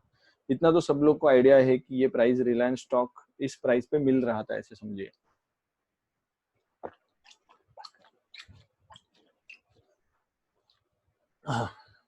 उसके बाद एक छोटा सा लाइन मार देते हैं यहाँ पे। ये एक प्राइस था रिलायंस ने प्रीवियसली, चार्ट पे हमें दिख रहा है। चार्ट ये कौन से टाइप का है ये हम बाद में देखेंगे। ये रेंज में रिलायंस बहुत टाइम तक रहा, यहाँ से बाहर आया था, फिर एक दिन ऐसे यहाँ से बाहर निकल गया तो रिलायंस कुछ ऊपर के लेवल पे चला गया। यहाँ पे जाके रिलायंस लाइफ टाइम के लिए रिलायंस ने एक हाई बना दिया प्राइस में। जिन लोगों को कुछ भी पता नहीं है चार्ट क्या होता है, नो इश्यूज, ये एक टाइप ऑफ स्टडी है। अभी यहाँ से रिलायंस गिरना जब चालू हुआ, मतलब किसी ने यहाँ पे अगर रिलायंस को खरीदा रहेगा 1600 रुपए में, कब खरीदा है? दिसंबर 2019। कितना महीना हुआ है अभी? वी आर इन मार्च, ये मार्च में ये चीज हुआ। तो दिसंबर में 1600 में जो खरीदा वो यहाँ पे बर्बाद हो गया, आधे में आ गया उसका कीमत। और जो यूफोरिया था, मतलब यहाँ पे उसको लगा कि ऊपर जाएगा, यहाँ पे वो मैक्सिमम फियर में आ गया। और this is the time of opportunity, जैसे हमने कहा था। ये कैसे हुआ, क्या हुआ, वो बाद में देखेंगे। बट यहाँ पे रिलायंस उठ के फिर से किधर आ गया? सेम लेवल पे, फिर से यहाँ पे एक यूफोरिया आ गया और रिलायंस फिर से गिरा है। तो ये फंडामेंटली कैसे देख सकते हैं हम लोग? फंडामेंटली अगर हमने जाना है तो फंडामेंटली हमें ये सारी चीजें रिलायंस की आंखों के सामने दिख रही है। इसका एनुअल रिपोर्ट निकलता है रिलायंस का, रिलायंस में क्या क्या हुआ है, ये पूरी उसकी परफॉर्मेंस शीट निकलती है, कंपनीज फाइनेंशियल परफॉर्मेंस। इसमें बोला जाता है 2017-18 में क्या हुआ, 2018-19 में क्या हुआ, ग्रोथ हुआ है नहीं हुआ है, कंपनी का प्रॉफिट ऑफ द ईयर क्या था। आप देखोगे प्रॉफिट मेकिंग बढ़ा है, सिर्फ बढ़ते गया है। कंपनी की सारी बैलेंस शीट, ये हमको डेप्थ में नहीं पढ़ना है, बट बहुत कुछ चीजें कंपनी में पॉजिटिव हुई है। तो इसका मतलब कोई भी जान सकता था, और इसकी सारी न्यूज निकलती है। मतलब जैसे एनुअल रिपोर्ट है ऐसे, एक मिनट,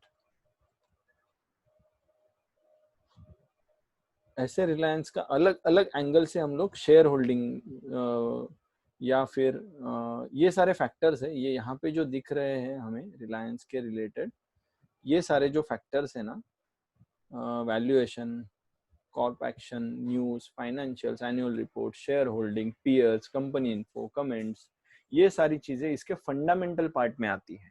हम जो फंडामेंटली रिलायंस को स्टडी कर सकते हैं वो सारी चीजें इसमें, वैल्यूएशंस में क्या हुआ है रिलायंस के साथ, कैपिटल कितना बड़ा है, पीई रेशो क्या होता है, ये सारी चीजें इसमें आती है।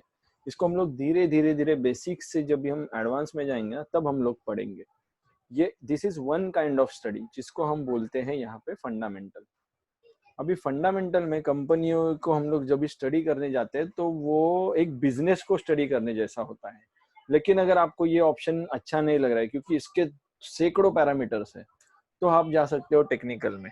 टेक्निकल में अलग एंगल होता है। जैसे मैंने ये बोला कि हम लोग ये 20 डिग्री से देख रहे हैं, सेम चीज जैसे सत्यमेव जयते के जयते वाले जो हमारा जो एम्बलम है, जो 4 शेर उसमें दिखाई देते हैं, हम लोग एक एंगल से देखते तो 3 ही दिखाई देंगे, चौथा हमें दिखाई नहीं देता है। वैसा नहीं है यहाँ पे। हम लोग यहाँ पे फंडामेंटल से जो स्टडी करेंगे वो टेक्निकल से भी सेम ही दिखेगा, सेंटिमेंटल से सेम ही दिखेगा। तो अलग अलग स्टडी होगा लेकिन आप सेम चीज पे लैंड करोगे। टेक्निकल में क्या देखते हो, जैसे रिलायंस में कुछ न्यूज आई रहेगी, वो टेक्निकल में हम लोग जाते हैं यहाँ पे, ये जाते हैं हम लोग चार्ट पे। जैसे ये हमने फंडामेंटल स्टडी किया, जैसे कुछ न्यूज रिलायंस में आई रहेंगी उस टाइम पे फंडामेंटल पे जब भी हमने देखा, फंडामेंटल न्यूज अभी हमको यहाँ पे देखना है, तो रिलायंस की ये सारी न्यूज बनी है। हर बार रिलायंस की न्यूज बनती है, यहाँ पे पब्लिश हो जाती है। जैसे मई में ये न्यूज बनी है, या मई के पहले प्रीवियस कब न्यूज बनी थी, ये सारी न्यूज आप देखोगे। रिलायंस का घाटा हुआ है, प्रॉफिट हुआ है, लॉस हुआ है। ये फंडामेंटल में ये प्रॉफिट लॉस स्टेटमेंट जैसे निकलते हैं, जैसे ये जैन 2020 है, Reliance India Nifty likely to consolidate, कुछ ना कुछ क्वार्टरली रिजल्ट आए थे, शुड इन्वेस्टर बाय और सेल और होल्ड। जैसे रिजल्ट क्या आए थे, रिलायंस रिटेल पर टैक्स प्रॉफिट राइज, मतलब कुछ अच्छा हुआ।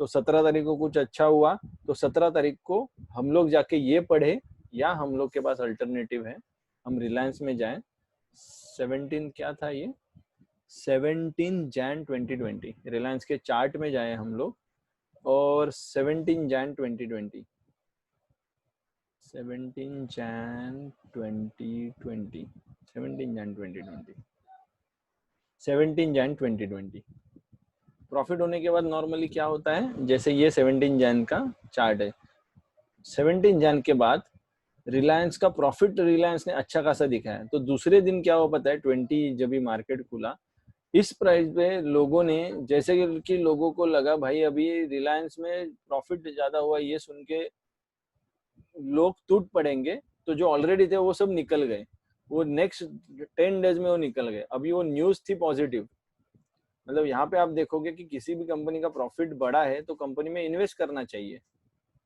लेकिन यहाँ से लोग भाग गए। ऐसा क्यों?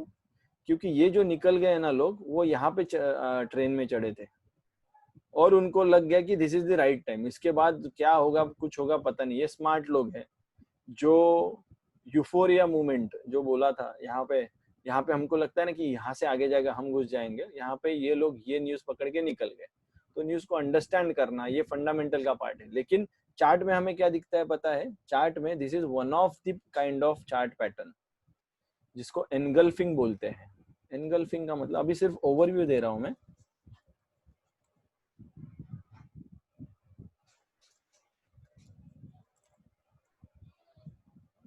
इसका मीनिंग होता है। इसका मीनिंग क्या है, बेरिश एनगल्फिंग चाहिए मुझे,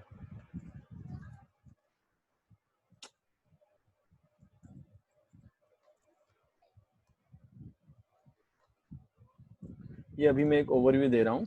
बेरिश कैंडल क्या होता है, एक कैंडल बनती है, जैसे फंडामेंटल स्टडी न्यूज स्टडी करने का एक तरीका है, वैसे ही चार्ट स्टडी करके भी हम ये कर सकते हैं। चार्ट स्टडी करके हमको पता चल जाता है कि नेक्स्ट आने वाले 10 दिनों में क्या होगा। अगर आप देखोगे कोई भी ग्रीन कैंडल है, ये टेक्निकल टर्मिनोलॉजी, जिसको नहीं पता है वो भूल जाइए, सिर्फ ध्यान रखिए, आगे जाके हम फ्री रेफर करेंगे।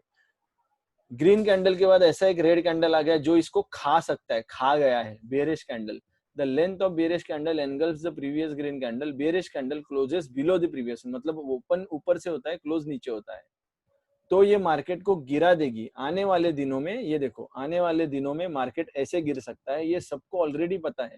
Bearish engulfing pattern is important top reversal sign, मतलब अगर ये टॉप पे मिल गया आपको तो market must be in clearly defined up trend में होना चाहिए। The first candle is bullish, this candle is bullish. ये आपको दिख रहा है क्या सामने? Is this thing visible to you जो हम लोग डिस्कस कर रहे हैं? चैट पे कोई एक पिंग करके बोल दीजिए हाँ देख पा रहे हैं। आवाज जा रहा है कि नहीं जा रहा है?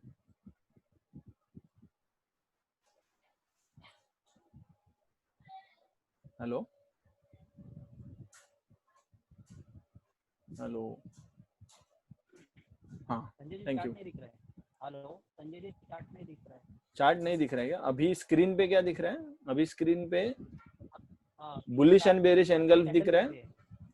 यस यस, हाँ ठीक है, अभी मैंने पूरा स्क्रीन शेयर किया है। तो अभी तक मैंने जो बोला वो आपको समझा, राइट? तो ये बोलता हूँ कि जैसे हमने फंडामेंटल पे देखा वैसे हम लोग टेक्निकल से किडे आलेत कुठले बाहेर, असे किडे आलेत कुठलेही लाईटिंगमुळे. लाईटिंगमुळे आहेत, ठीक आहे, तू जाळी खोलू नको. जायना खोला ना, मी आतमधूनच आले. हाँ, सो रिलायंस के चार्ट में जाएंगे, ये देखो ये नोन पैटर्न है, मतलब जिनको टेक्निकल स्टडी पता है वो हम पढ़ के बोल सकते हैं market must be clearly defined up trend. इसका मतलब क्या है कि रिलायंस जो है वो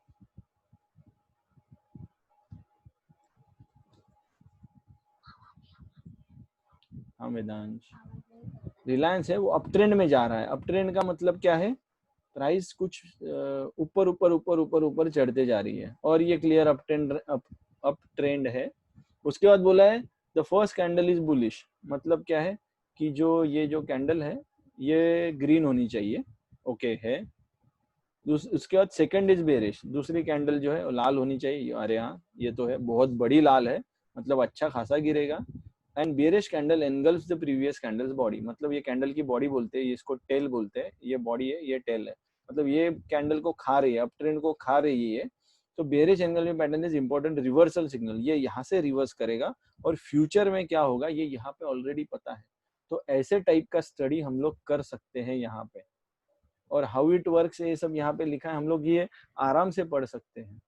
तो दोनों स्टडी से हम लोग एक ही एंगल पे लैंड कर रहे हैं और हमको ये पता चल रहा है कि आने वाले दिनों में ये कहाँ तक गिरेगा ना, ये भी ऑलरेडी पता होता है मार्केट को कि ये कौन से लेवल तक गिरेगा। जैसे आप ये लाइन मूव कर दोगे ना यहाँ पे, आपको पता चलेगा कि यहाँ से अगर कोई चीज गिरी है, मतलब तीसरे माले से गिरी है तो दूसरे माले तक तो रुकेगी, और दूसरे से गिरी है तो पहले माले तक रुकेगी। अगर पहले पे नहीं रुकी है, मतलब ये पहला माला है, अगर यहाँ पे नहीं रुकी है ना तो वो ग्राउंड फ्लोर तक जाएगी। ग्राउंड फ्लोर कहाँ पे है, ग्राउंड फ्लोर यहाँ पे किधर तो बना है। तो ऐसी सारी चीजें हम लोग ऑलरेडी पढ़ सकते हैं और टेक्निकली हम उसको वैलिड रीजन दे सकते हैं, इसके लिए इसको बोला जाता है technicals. Same study different angle. उसके बाद वैल्यू इन्वेस्टिंग है, जैसे मैं अभी आपको बोलता हूँ डीमार्ट का हमेशा एग्जांपल देता हूँ। डीमार्ट ये आपको आज 2000 रुपए में दिख रहा है, लेकिन डीमार्ट का वैल्यू 10,000 है, इसके लिए DMart is value investing stock. उस पर भी डिटेल में हम लोग पढ़ेंगे। ग्रोथ इन्वेस्टिंग एक टाइप है, ये एक अलग एंगल है। ग्रोथ इन्वेस्टिंग मतलब अगर आपको कोई आज बोलेगा कि एआई कंपनीज है, आर्टिफिशियल इंटेलिजेंस जिसमें है, या मशीन लर्निंग वाली कंपनीज है, उसमें आज आप पैसा डालो, तो कितने लोग ड्रोन्स जो बनाती है उस कंपनी में इन्वेस्ट करेंगे? डेफिनेटली करेंगे। ये कंपनियां आज बनी है, उनकी ग्रोथ आगे जाके होगी, तो ये ग्रोथ इन्वेस्टिंग में जाता है। इनकम इन्वेस्टिंग है, मतलब लोग सिर्फ देखते हैं कि कोई भी कंपनी का बिजनेस सक्सेसफुली चल रहा है, जियो का बिजनेस, डाल दो इसमें पैसा, पैसा तो आने वाला है, तो वो इनकम इन्वेस्टिंग हो गई। सेंटिमेंटल एनालिसिस, ये सारी चीजों का एक अलग एंगल होता है सेंटिमेंटल। और हम जो सेशंस ले रहे हैं बेसिक या जो भी एडवांस सेशन में लेता हूँ, मैं मेजरली सेंटिमेंट्स पे ध्यान देता हूँ। सेंटिमेंट्स क्या कर रहे हैं, हम लोग ना टेक्निकल देखते हैं ना फंडामेंटल देखते हैं। अगर आपको फंडामेंटल टेक्निकल ये मैं पकड़ता हूँ 10% इंपॉर्टेंट। सेंटिमेंटल अगर हमने राइट पढ़ा, सेंटिमेंटल अगर हमने राइटली पढ़ा सेंटिमेंटल, तो फिर हम मेजर मार्केट में क्या हो सकता है ना, ये हम लोग जान सकते हैं वेल इन एडवांस। तो हमको ये जानना है यहाँ पे। तो ये भी एक इम्पोर्टेंट एंगल है। मैं 80% वेटेज देता हूँ सेंटिमेंटल स्टडी को, और सेंटिमेंट से मार्केट ड्राइव होता है। तो हर चीज अगर सेंटिमेंट से चल रहे हैं तो हम उसमें से जो सेंटिमेंट्स बनता है वो जानना जरूरी है। तो ये अलग अलग एंगल्स मैंने बोले, ये सारे एंगल्स देख के हम लोग हमारा एक एंगल चूज करके हम लोग मार्केट को स्टडी कर सकते हैं। और फिर आता है प्रोटेक्ट योर चाइल्ड, मतलब ये मार्केट जो है, जैसे हम लोग हमारे बच्चे का ध्यान रखते हैं वैसे हमें इस मार्केट का ध्यान रखना है। मतलब क्या है मार्केट का अगर ध्यान रखना, अगर मैं बोल रहा हूं तो एक मिनट,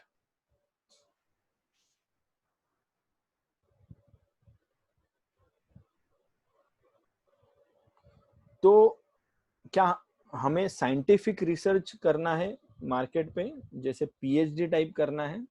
नहीं, ऐसा शुरुआत नहीं करना है हमें। हमारा बच्चा आगे जाके इंजीनियर बनेगा, डॉक्टर बनेगा, क्या बचपन से हम लोग उसको इंजेक्शन देते हैं क्या कि भाई अभी से इंजेक्शन शुरू कर दे, आगे जाके तेरे को वो? नहीं, हम लोग शुरू करते हैं मोटर स्किल से, कि पहले एक स्पीयर पकड़ना सीखो, पहले एक क्यूब पकड़ना सीखो। तो वैसे ही हम लोग हमारे जो ये स्किल है इसको शेप करेंगे। तो जैसे हम बच्चे को कोई भी नया चीज सिखा रहे हैं, वैसे धीरे धीरे धीरे हम लोग स्टार्ट स्मॉल। एक बेसिक मैंने बहुत ही एक अच्छा एक 4 वर्ड्स का एक लाइन सुना था और उसको इम्प्लीमेंट जब किया है, मुझे बहुत बेनिफिट हुआ है। आप भी कर सकते हो। Start small but start today, मतलब स्टार्ट स्मॉल और स्टार्ट टुडे, ये 4 वर्ड से मिलकर एक सेंटेंस बनता है। आज हम लोग थोड़ा थोड़ा उसमें झांकना शुरू करेंगे। ऐसा एक दिन आ जाएगा जब आपके पास वो स्मॉल स्मॉल अक्यूमुलेट होके एक बहुत ही बड़े लेवल का एक स्किल हो जाएगा। तो हम लोग उससे शुरू करते हैं। हमारा जो हम सीखते सीखते हम डाइवर्सिफाई करते हैं हमारा नॉलेज। मतलब चाइल्ड को हम लोग, हमारे बच्चे को हम लोग किसी एक फिक्स लेवल पे नहीं डालते हैं बच्चे को। हम लोग कोई फिक्स लेवल का अंडरस्टैंडिंग नहीं दे, या फिर जैसे डॉक्टर बनना है तो सिर्फ डॉक्टरेट का स्किल नहीं देते हैं हम लोग। हम लोग क्या करते हैं, उसको मल्टीपल स्किल्स या मल्टीपल, जैसे उसको अलग अलग स्पोर्ट्स में उसको ध्यान देना है तो हम उसको क्रिकेट भी सिखाते हैं, फुटबॉल भी सिखाते हैं। तो वैसे हम लोग को डाइवर्सिफाइड करना है थोड़ा सा, और फिर जाके आगे जाके हमको फिर से फोकस लेना है एक सिंगल स्किल पे। तो पढ़ने के लिए हम लोग जब भी जाएंगे तो अलग अलग एंगल से हम लोग पढ़ाई शुरू करेंगे, लेकिन जो स्ट्रॉन्गेस्ट है स्किल उसको लेके हम लोग आगे जाएंगे। अभी इसमें क्या होता है, हमारा बच्चा है तो हम किसी एक्सपर्ट का एडवाइस लेते हैं। जैसे मैं बोलता हूँ कि मैं एक्सपर्ट हूँ इस टॉपिक में, तो एक्सपर्ट का एडवाइस एक लेवल तक लिया जाता है। वंस यू नो कि हमको क्या करना है, उसके बाद एक्सपर्ट का एडवाइस लेना आप छोड़ देते हो, एंड देन दैट स्किल, ये जो स्किल है ये एक अलग लेवल पे डेवलप हो जाता है। मतलब आज जो चीज मैं सिखा रहा हूँ आप उसको एक तरीके से सीखोगे, लेकिन जब आप लेके जाओगे उसको आगे, वो आपका खुद का तरिका डेवलप होगा, तब जाके इसका आप मॅक्झिमम बेनिफिट उठा सकते हो। ह्याच्यासाठी नाही वापरत. कशासाठी? Protect the child. हे बघ चॅट एक मध्ये मिनिट हा. मग कशासाठी वापरतात प्रोटेक्ट युअर चाइल्ड? तुम्ही म्हणजे खरंच मी जेव्हा मोठा होईल तेव्हा तुम्ही मला हे शिकवणार ट्रेडिंग? नाही, तुला जे आवडतं ते. मग मला तेच करायचंय. पहिला तेच करायचंय, नंतर फुटबॉल, बॅटबॉल खूप आहे. ठीक है, ओके. हे तुमच्या फ्रेंड्सला पण सांगा. हाँ, मैं सांगता हूँ. ठीक है, तो हमें ऑल द टाइम एक्सपर्ट के एडवाइस पे डिपेंडेंट नहीं रहना है। कुछ आगे जाके हम लोग को इंडिपेंडेंट कुछ डिसीजन लेना है। सोशल मीडिया सांगा ना. उसके बाद कुछ ऐसे स्कीम्स मार्केट में निकलते हैं कि भाई तुम न्यूज चैनल, ये स्कीम है न्यूज चैनल, हर दिन सुबह आके बोलते हैं कि ये स्टॉक में अच्छा होगा, ये स्टॉक में बुरा होगा। हम क्या न्यूज पढ़ के हमारे बच्चे को ट्रेन करेंगे, गाइड करेंगे? नहीं, हम बीच में हमारा एक थिंकिंग प्रोसेस है, वो अप्लाई करेंगे, और वो अप्लाई करने के बाद हमको पता है कि हमारे बच्चे के साथ क्या करना है। क्या हमारे बच्चे को हम लोग लॉन्ग टर्म के लिए होल्ड करके रख सकते हैं क्या, कि भाई मैं जो ऐसे बोल रहा हूँ वैसे ही चल?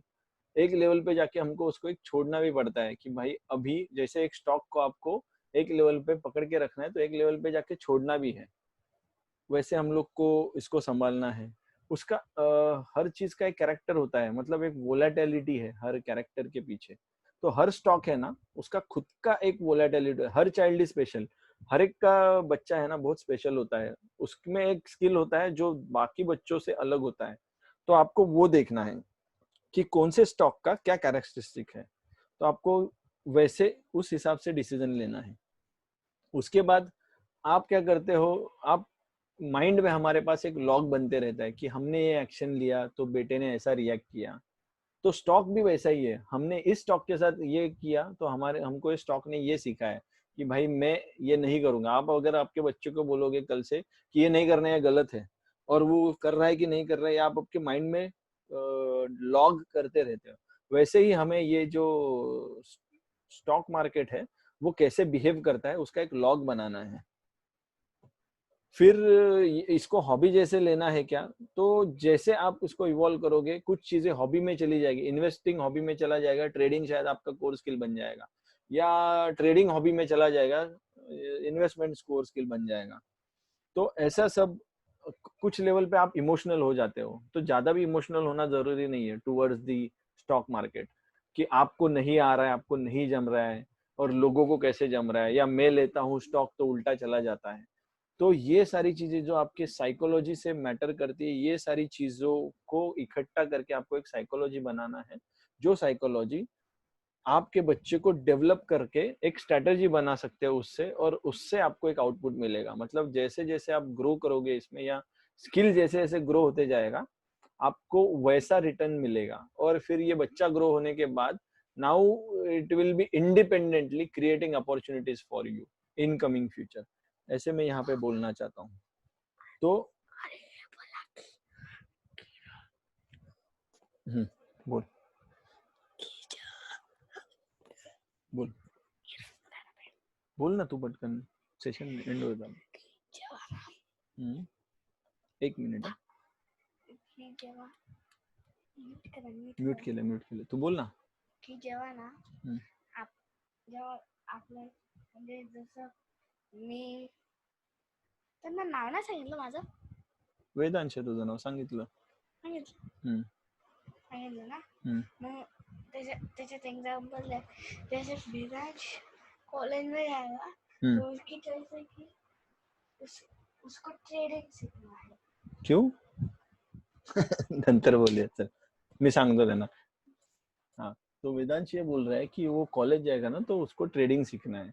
तो अभी उसके दिमाग में वो चल रहा है क्योंकि वो मुझे वही सिखाते हुए देख रहा है. उसने मुझे ये बोलने के लिए बोला आप सबको. सांगितलं. ठीक है. तो मैं बोलूंगा कि डोंट गिव अप. जितना आप पैसा मार्केट में लगा सकते हो और वो लगाने के बाद वो लॉस हुआ तो भी आपको कुछ डर ना लगे या दुख ना हो, उससे हम लोग शुरू करते हैं और धीरे धीरे धीरे हम लोग इस अपॉर्चुनिटी को बड़ा करते करते आपको तर ना हे डिलीट करा हे पुढे गेले आणि आपकोच्या पुढे काय बोलला माहिती आहे का काय बोलत ना ते लॉस होतं वो पैसे लॉस भी हो जाए पर लाइफ रहती है.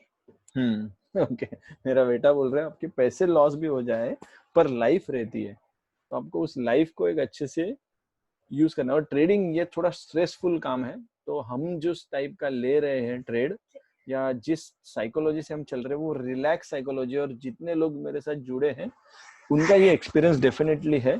तो मैं ये बोलना चाहूंगा कि आप लोग भी उस रिलैक्स मोड में ट्रेड कर सकते हो आने वाले कुछ दिनों में. और बेसिकली ये सब कब होगा?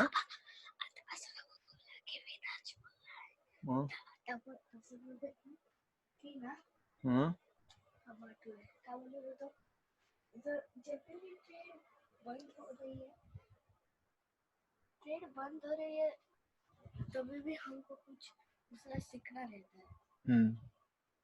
तो जब भी ट्रेड बंद हो रही है तो हमें उसमें से कुछ सीखना होता है लाइफ में. ठीक है, आता थांबशील थोड़ा है, मैं बोलून घेऊ. ठीक है. तो ये सब चीजें अभी आने वाले नेक्स्ट सेशन में हम लोग शुरू करेंगे. एक एक्चुअल ट्रेड से हम लोग पेपर ट्रेड करेंगे. सब लोग अपने अपने माइंड में वो शेयर बाय करेंगे और फिर हम लोग एक शेयर का साइकोलॉजी, मतलब हम लोग क्या पढ़ेंगे नेक्स्ट सेशन ऑनवर्ड्स बहुत ही इंपॉर्टेंट सेशंस है क्योंकि हम लोग लाइफ साइकिल पढ़ेंगे. किसका लाइफ साइकिल? जितने पार्टिसिपेंट्स हैं. मतलब हमने एक ट्रेड लिया तो वो ट्रेड कहाँ कहाँ से घूम घूम के कैसे कैसे अपने अकाउंट में आता है, फिर मार्केट में उसके रिलेटेड क्या होता है, बैंक में उसके रिलेटेड क्या होता है, ब्रोकर के पास उसके रिलेटेड क्या होता है, ये इकोनॉमी में उसके रिलेटेड क्या होता है. ऐसा हम पूरा स्टार्ट टू एंड एक पूरा साइकिल पढ़ लेंगे और जितने टर्म्स बीच में आएंगे हर एक टर्म्स को हम लोग नोट डाउन करेंगे और हर एक टर्म को हम लोग क्लैरिफाई करते जाएंगे और एक पूरा कंप्लीट लाइफ साइकिल मैं बोलता हूँ from start to end. Not trade life cycle. Trade life cycle from start to end. Not trade life cycle. Not trade life cycle. From start to end हम लोग पढ़ेंगे इसको, लाइफ को. ठीक है. तो इसके लिए आने वाले सेशंस प्लीज मिस ना करें. और थैंकफुली हमने सारे टॉपिक्स कवर कर लिए और आज का ये सेशन था वो एक हमने सारे गियर्स या फिट कर दिए हैं और होपफुली जो नेक्स्ट सेशंस रहेंगे उसमें चीजें तो सेम रिपीट होंगी लेकिन उसका एक मोटिव रहेगा to understanding the complete life cycle. मतलब जिनको कुछ भी आइडिया नहीं है ना स्टॉक मार्केट की या जिनको पार्ट्स बाय पार्ट्स आइडिया है वो सारे डॉट्स हम लोग एक एक करके कनेक्ट करके एक जैसा लाइफ साइकिल बना देंगे. उसके बाद मुझे लगता है ये सेशन खत्म होने के बाद, मतलब वो सीक्वेंस ऑफ एक्शंस खत्म होने के बाद कोई भी बंदा कौन से पार्ट में है किसी ट्रेड के, कौन से इमोशन में है, क्या फेज में है, ये सारी चीजें जान के खुद इंडिपेंडेंटली मार्केट में ट्रेड करना शुरू कर सकता है. और मीनवाइल अगर आपके पास टाइम रहेगा तो मेरा एक यूट्यूब पे एक फ्री वाला, फ्री नहीं बोलूंगा, वैल्यूएबल सेशन है, सिर्फ कॉस्ट कुछ नहीं रखा है मैंने उसका कॉस्ट। ओके, एक प्लेलिस्ट है बैंक निफ्टी जोन्स पे, आप चले जाओगे तो आपको ये प्लेलिस्ट दिखना है, concept and application series 30 videos है, ये पैरेलली आप देखना शुरू कर दीजिए। इसमें एक मिनट, ये लाइव रिकॉर्डेड सेशंस है, ये सारे सेशंस 30 जो वीडियोस हैं, don't miss any of the videos, don't miss this sequence, parallelly आप पढ़ते रहिए। तो आने वाले एडवांस सेशन में जब हम जाएंगे तो आपका वो skill side by side develop होते जाएगा, और हम लोग जो चीजें डिस्कस कर रहे हैं सेंटिमेंटल स्टडी से रिलेटेड, वो आप कवर या कैच कर पाओगे। दूसरे सेशन मध्ये ना असं किया की सीजन 2 ठीक लिखो। तो अभी तक जो आपके साथ हमने डिस्कस किया, ये जो सारी चीजें डिस्कस की, मुझे क्विकली 1-2 जन फीडबैक दे दीजिए कि आपको ये सारी चीजें कैसे लगी, या डू यू थिंक हम लोग बराबर पेस से जा रहे हैं या इसमें कुछ एडिशन या डिलीशन करना जरूरी है। तो जस्ट 1-2 जन अनम्यूट करके समराइज कर दीजिए, तो फिर हम लोग सेशन एंड कर सकते हैं। आता ते जेव्हा बोलतील ना वेदांश, तर आपल्याला ऐकायचंय। ओके बोल।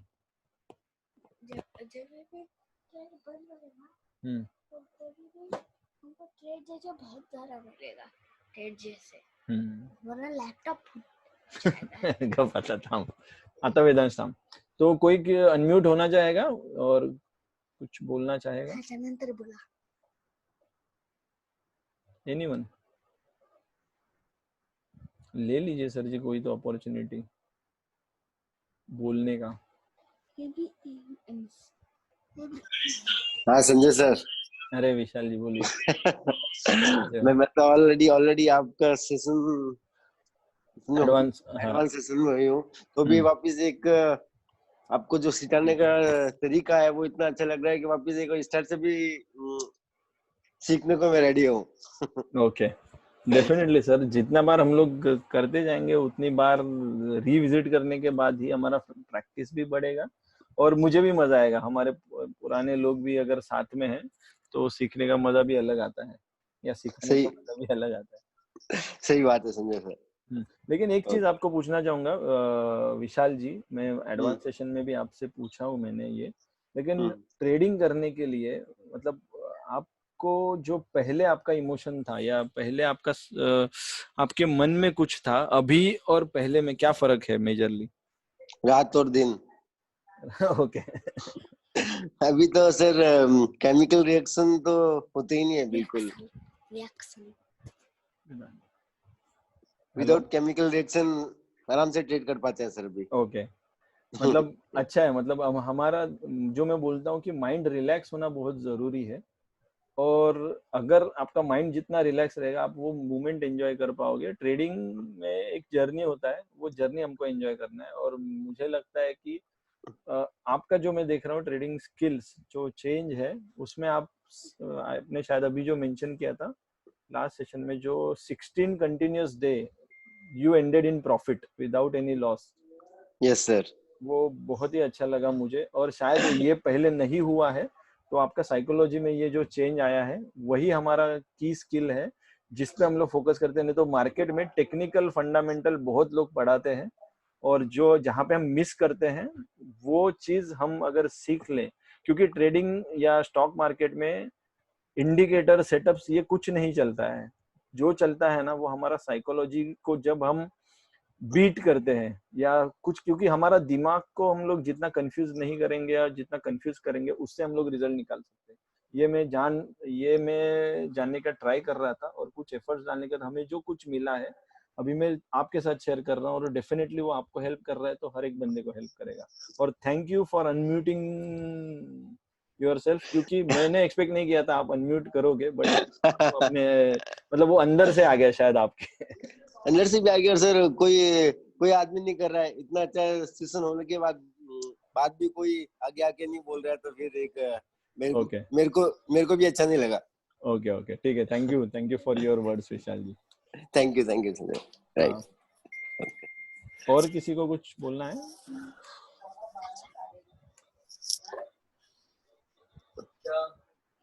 हेलो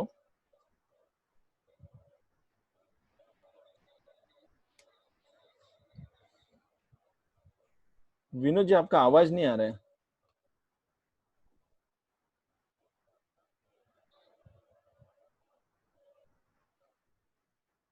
विनोद जी आवाज मुझे नहीं आ रहा है, बाकी लोगों को आ रहा है क्या?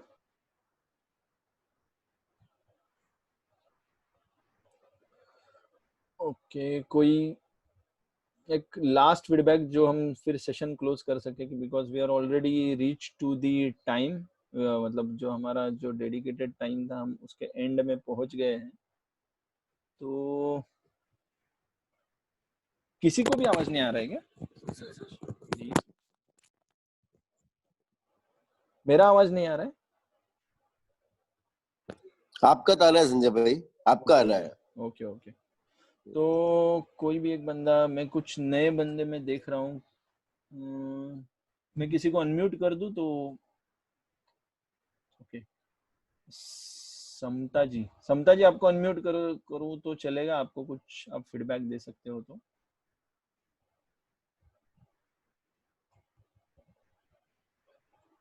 नहीं, आप अनम्यूट नहीं हो पा रहे हो।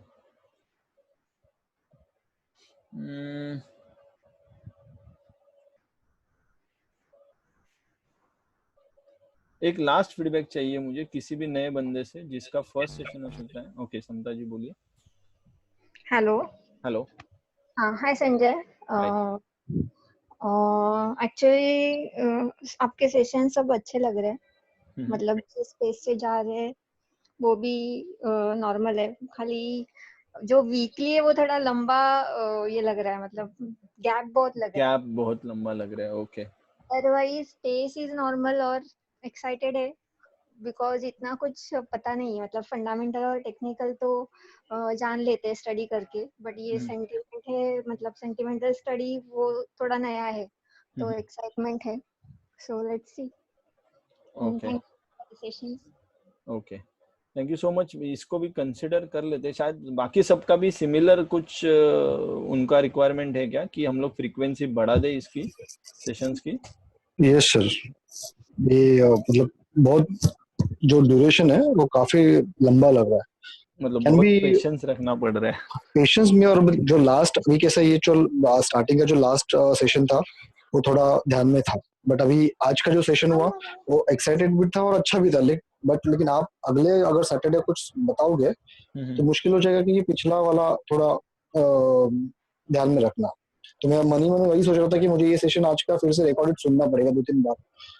ओके, ठीक Can है we फिर। split into 3 terms, like half हार के ऐसे 3 सेशन कर सकते हैं हम लोग, इंस्टेड ऑफ 1.5 घंटे का अगर हम लोग करते हैं। It's a suggestion, depends on you. Okay, बाकी लोग को क्या लग रहा है? मतलब सजेशन हम लोग तब ले सकते हैं, क्योंकि लोगों की अवेलेबिलिटी भी होनी चाहिए, और मुझे नहीं चाहिए कि कोई मिस कर दे बीच वाले सेशंस, क्योंकि लाइव सेशंस और रिकॉर्डिंग में जमीन आसमान का फर्क है। जैसे मेरा एक स्टेटमेंट है, हिस्टोरिकल चार्ट्स कभी सेंटिमेंट्स नहीं बताता है, वैसे ही लाइव सेशन और रिकॉर्डेड सेशन में फर्क है।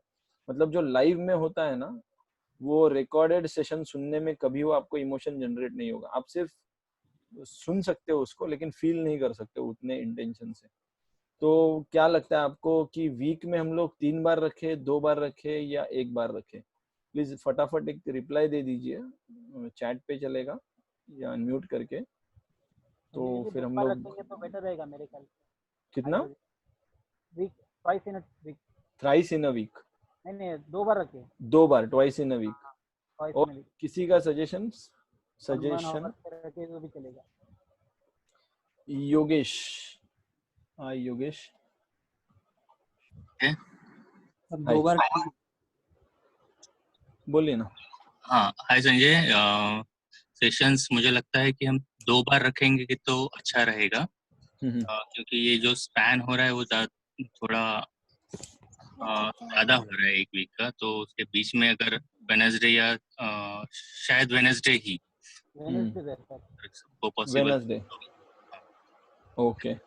क्या बाकी लोगों को वेडनेसडे इज ओके? या बीच में और किसी ने तो अनम्यूट किया था।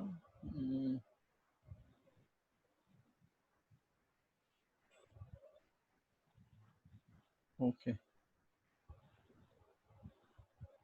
तो मेजॉरिटी पकड़ के चलता हूँ. I would prefer current frequency और twice a week. Okay, yes will do. तो एक काम करते हैं हम लोग, नेक्स्ट वीक के लिए एटलीस्ट ट्वाइस अ वीक तो कर लेते हैं. देखते हो फ्रीक्वेंसी कैसा चलता है. 1-1 घंटे के 2 सेशंस रखेंगे फिर, तो 2 घंटे का टोटल सेशन हो जाएगा. तो 1 hour each for 2 days in a week. Right. ठीक है, नो प्रॉब्लम. और वेनसडे रखते हैं फिर टाइम. Okay sir. ठीक है, तो अच्छा है. बीच में मैं अभी एक ग्रुप बनाता हूँ. जिन को we can start at 10 if possible. Yes, वो भी हम लोग टाइम भी देखते हैं. 10 to 11 खत्म हो जाएगा, फिर 1 घंटे का सेशन रहेगा, तो वो भी हम लोग देखते हैं. तो कुछ मैं एक व्हाट्सएप ग्रुप बना रहा हूँ. तो जिन को ऐड होना है उस ग्रुप में, बेसिक के ग्रुप में, वो मेरा जो नंबर है उस पे मुझे पिंग कर दीजिए. मेरा जो नंबर क्या है, मेरा यहाँ पे स्क्रीन पे दिखाता हूँ मैं, तो नोट डाउन कर लीजिए. अरे मेरा नंबर गायब है. ठीक है,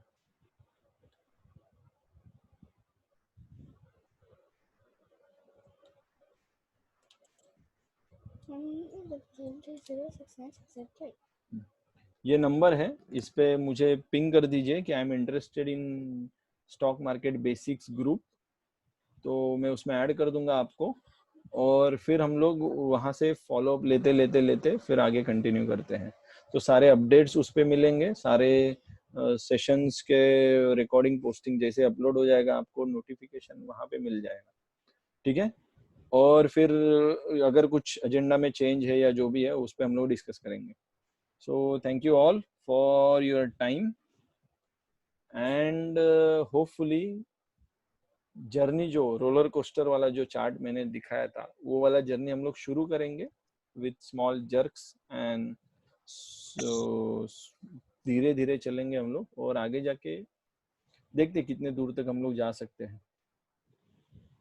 Thank you so much for your valuable time and efforts, and start reading about the market, start reading about the terminologies which we have discussed. And once group is created, जैसे group create हो जाएगा, आप queries करते रहिए group में और discuss करते रहिए, तो वैसे हमारे अंदर से वो मटेरियल बाहर आ जाएगा. ठीक है, फिर हम लोग क्लोज करते हैं ये सेशन एक अच्छे नोट पे, एंड हम लोग मिलते हैं next session on coming Wednesday 10 बजे. ठीक है, बाय बोला Vedansh. Bye bye. Bye bye.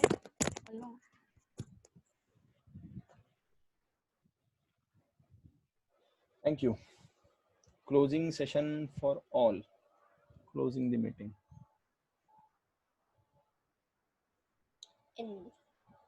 End.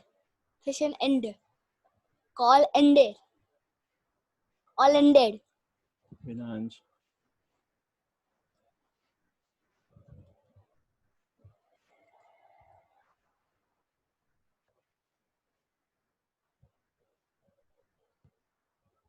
Good night बोल देते तेजस का. Good night.